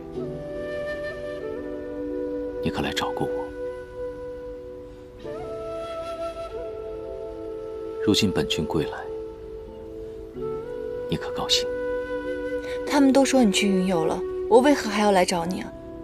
再说了，你去云游，对我来说是一件好事儿啊，就没有人折磨我了。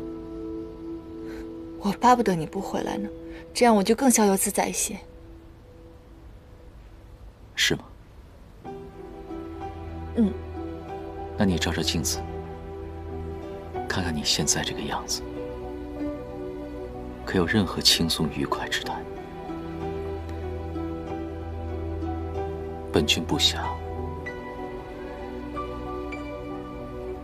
能看得出你已经和从前不一样了。那个没心没肺、胆大妄为的颜淡去哪儿了？是啊，经过仙魔大战，天界死伤惨重，北冥仙君在我面前死去，我怎么可能会跟以前一样呢？颜淡，如今战事平息，三界太平，我们应该带着逝去之人的期冀，好好的活下去，这样才能对得起那些牺牲的人。本君当初给你取名的时候，曾说过：欢颜如莲，悲苦如泣，生与死，苦与痛，都是历练和修行。我知道，我们神仙一生下来就是要修行的，无论多苦，都该承受。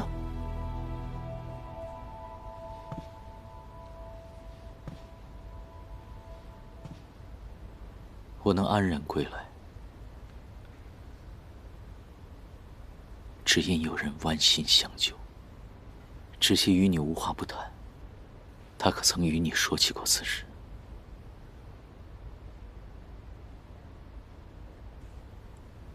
没有。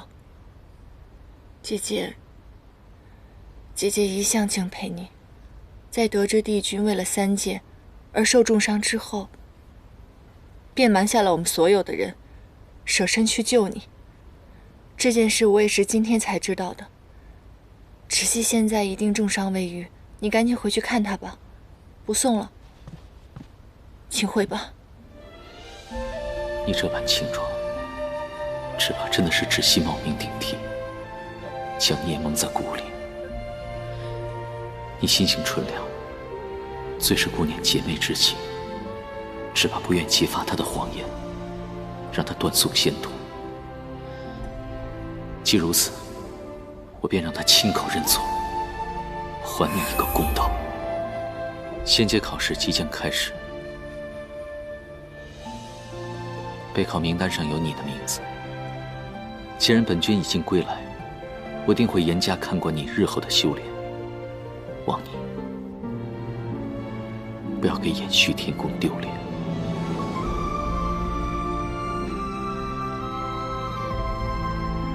我不过是一个废物仙子，什么仙阶仙法，我根本就不想去，我不想要。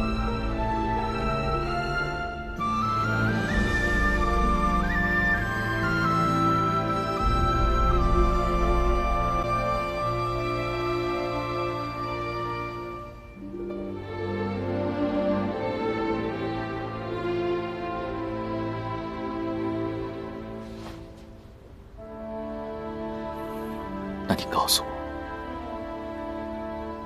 你想要什么？颜淡，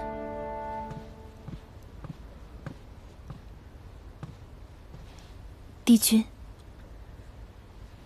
你不是有伤在身，应该好好静养吗？此前我一直在妙法阁当差，与妹妹平日里不得相见，如今来到了延续天宫。我想趁此机会多陪陪颜淡。本君与颜淡有事要说，你先出去。不必了，帝君。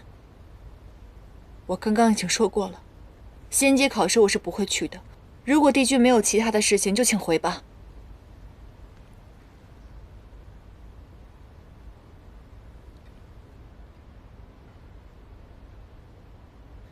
为什么？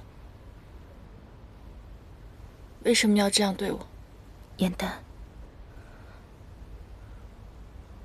对不起。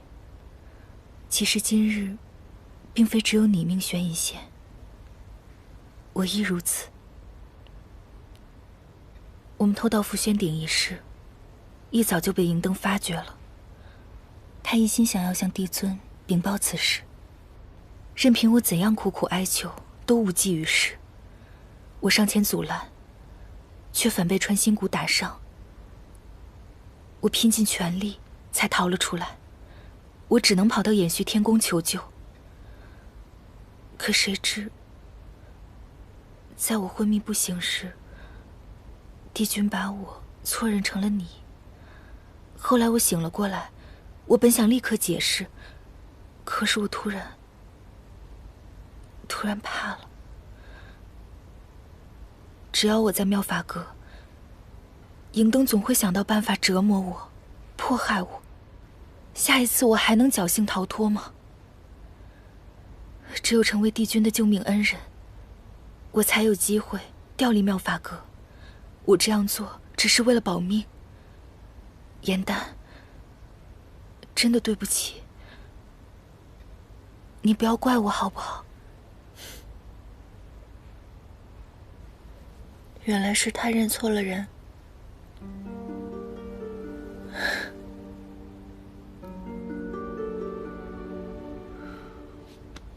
妹妹，你别再犯傻了。你对他的情谊，若是被旁人发现，定会受情劫的。你可知思璇仙子是如何死的？我不想看到你为此事丧命。如果有一天我动了情，可是我没有伤害任何人，我没有做错任何事情，你会杀了我吗？我会杀了你。我对帝君没有半点私心，可你却不同。我不能眼睁睁地看着你走向这万劫不复之地。姐姐希望你能放下这不该有的执念。你要时刻谨记，神仙是不可以相恋的，是万万不能违背天条的。我知道，他是帝君9重天的天条，他是最重视的。他说过，神仙必须要断情绝爱。既然他已经认错了人，那就这样吧，就当是一场梦就好了。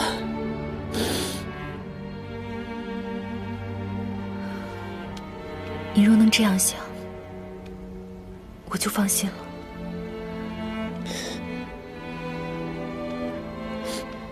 颜淡，你我血脉相连，在这偌大的天庭中，只有彼此可以依靠。之前在盛宴上的种种，是我不对。我知道你是为了我好，今日之事，我也是为了你好。我希望以后，我们还能像从前一样，好吗？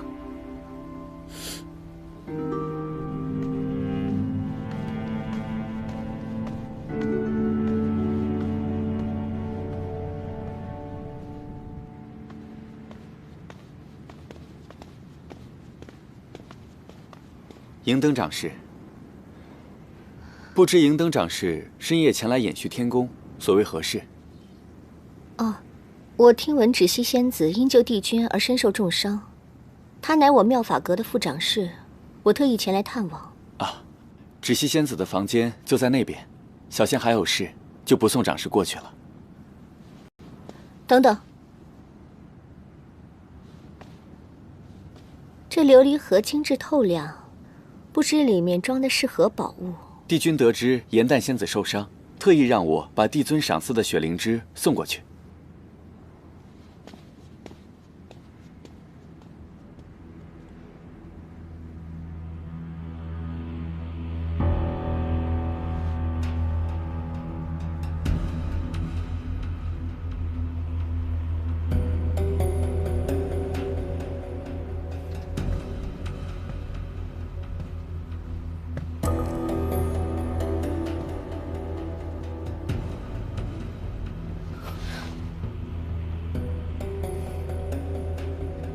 这里是掩续天宫，守卫重重。你若在这里对我动手，怕是自身难保。你我无冤无仇，我为何要对你动手？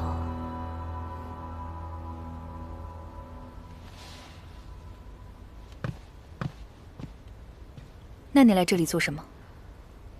我来探望一下我妙法阁的副长侍，有何不可？你还真把自己当成应渊君的救命恩人了。这种鸠占鹊巢之举，倘若帝君知道了，不知该当何罪。天规不得有情，帝君与任何人皆无可能，你何必处处针对我？此事我并不会告诉帝君，只是想来提醒你，天庭并非只有我一个人知道真相，你最该提防、恐惧的人，是你的同胞妹妹颜淡。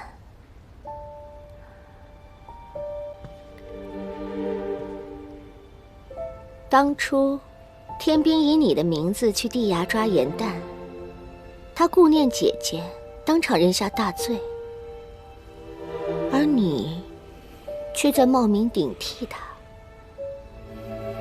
你说他的心里真的不会恨你吗？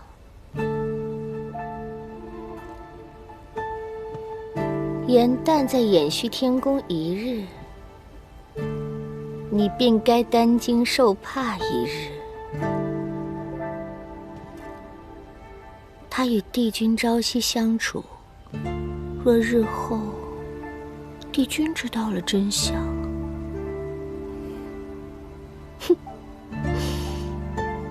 天雷之行，身败名裂，九重天上再无立足之地，到时谁也救不了你。你同我说这些，不过是担心帝君与颜淡生情罢了。你身为器灵，想要修出仙灵，必定需要耗时日久，所以你妄图勾引帝君。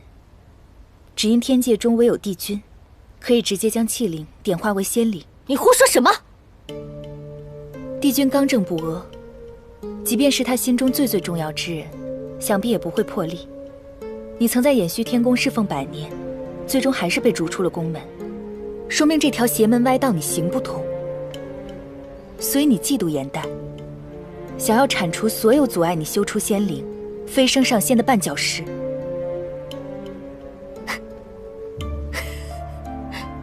那你呢？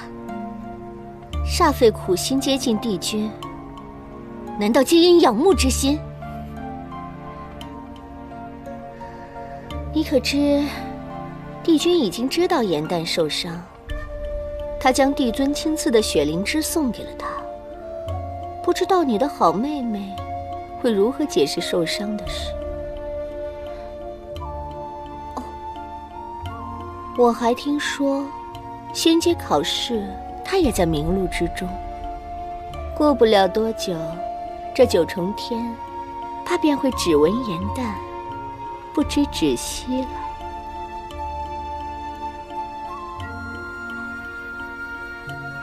开弓没有回头箭，唯有杀了颜淡，才能永绝后患。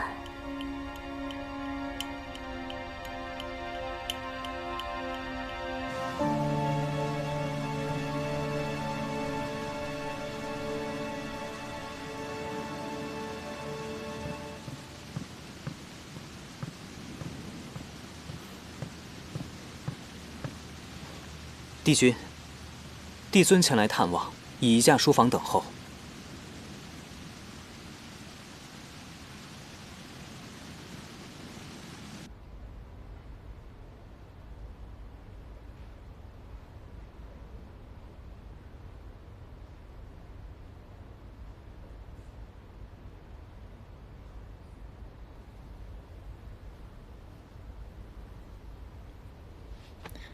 不行，我不能再想他了。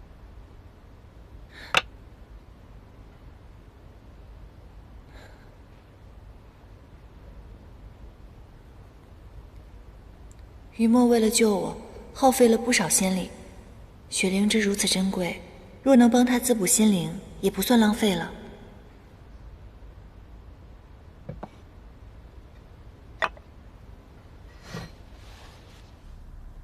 应渊，你能够伤愈归来，还恢复得如此之好，看来吾的担心真是多余了。帝尊，先前我负罪出走，着实不忠不孝，劳帝尊挂念了。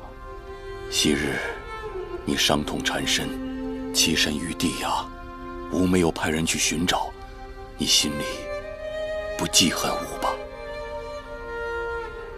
应渊不敢。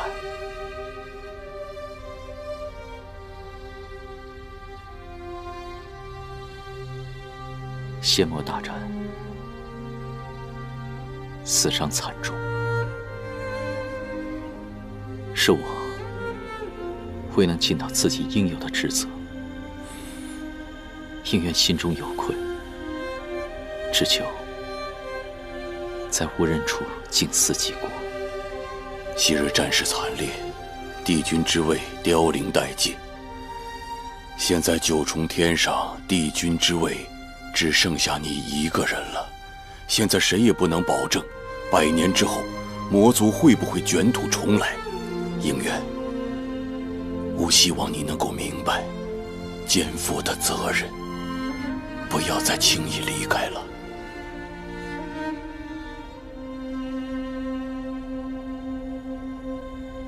应渊明白，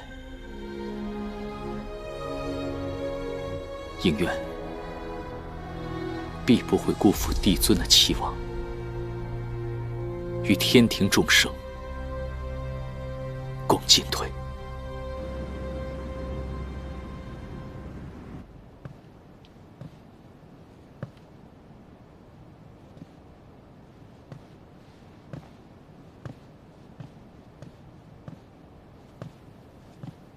小黑鱼，严蛋，你怎么来了？我知道你为了我消耗了不少灵力，我给你带了滋补仙灵的宵夜，吃吧。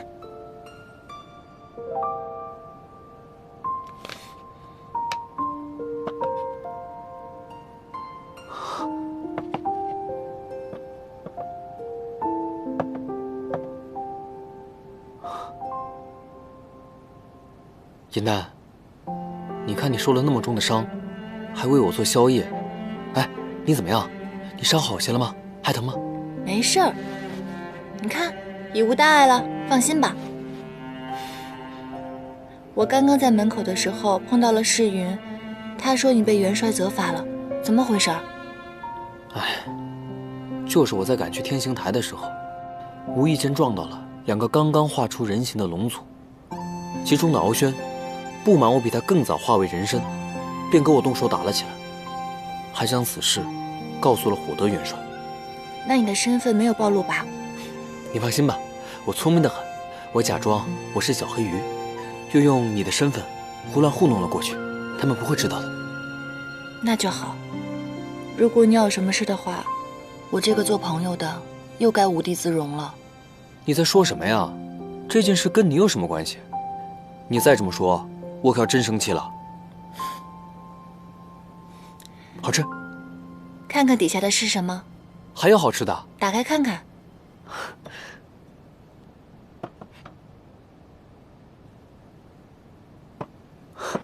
这是雪灵芝，送给你补补身子。起初的时候呢，咱们2个吃宵夜都得靠偷的，现在你出手这么阔绰，一送就是一味如此珍贵的仙草，你救了应渊帝君，他应该很感动，他应该对你很好吧？他不知道是我救了他，他以为是芷溪救了他。哎，那你有没有同他解释啊？芷溪为了我偷盗法器是重罪，只有他成为应渊君的恩人，日后银灯才不会为难他。这一定是芷溪的主意吧？不是。不可能，你也不必替他袒护了。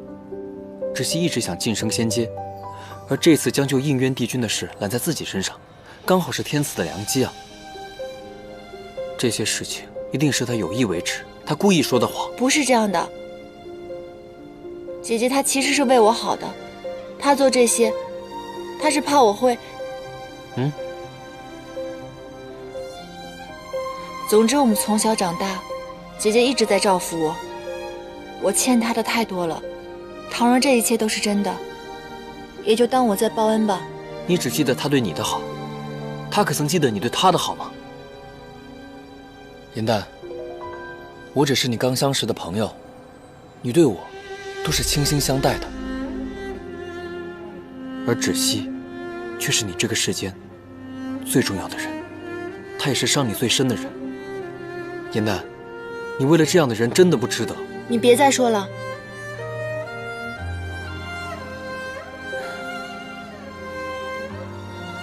我没有向应渊君解释，还有一个原因。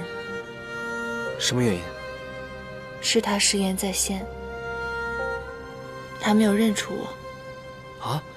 云墨哥哥，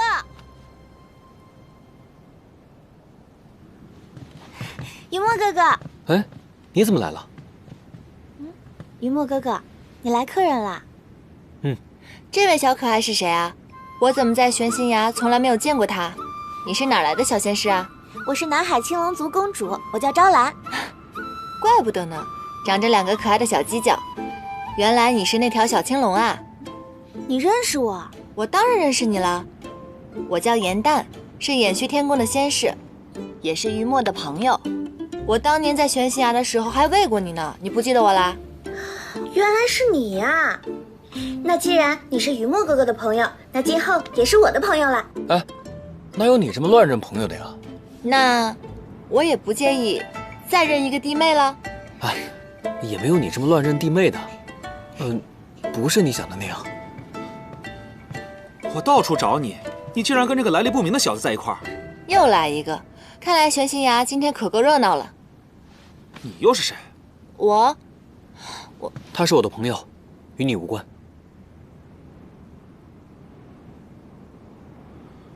看这打扮，不过就是个仙士。赵兰，我们龙族可是四海之主，跟他们这种低阶仙士结交，简直自降身价。你说什么呢？大家都是仙胎，哪有什么高低贵贱之分？我看你无事，就赶紧走吧，别打扰我们叙话。哼，谁说我没事？那天你用招兰的幻心灵偷袭我，胜之不武。今天你敢不敢跟我堂堂正正的比一次？轩，我的好朋友过来找我了，我不方便与你比试。莫非你是怕了不成？你是怕你打不过我，还是怕我揭穿你的身份？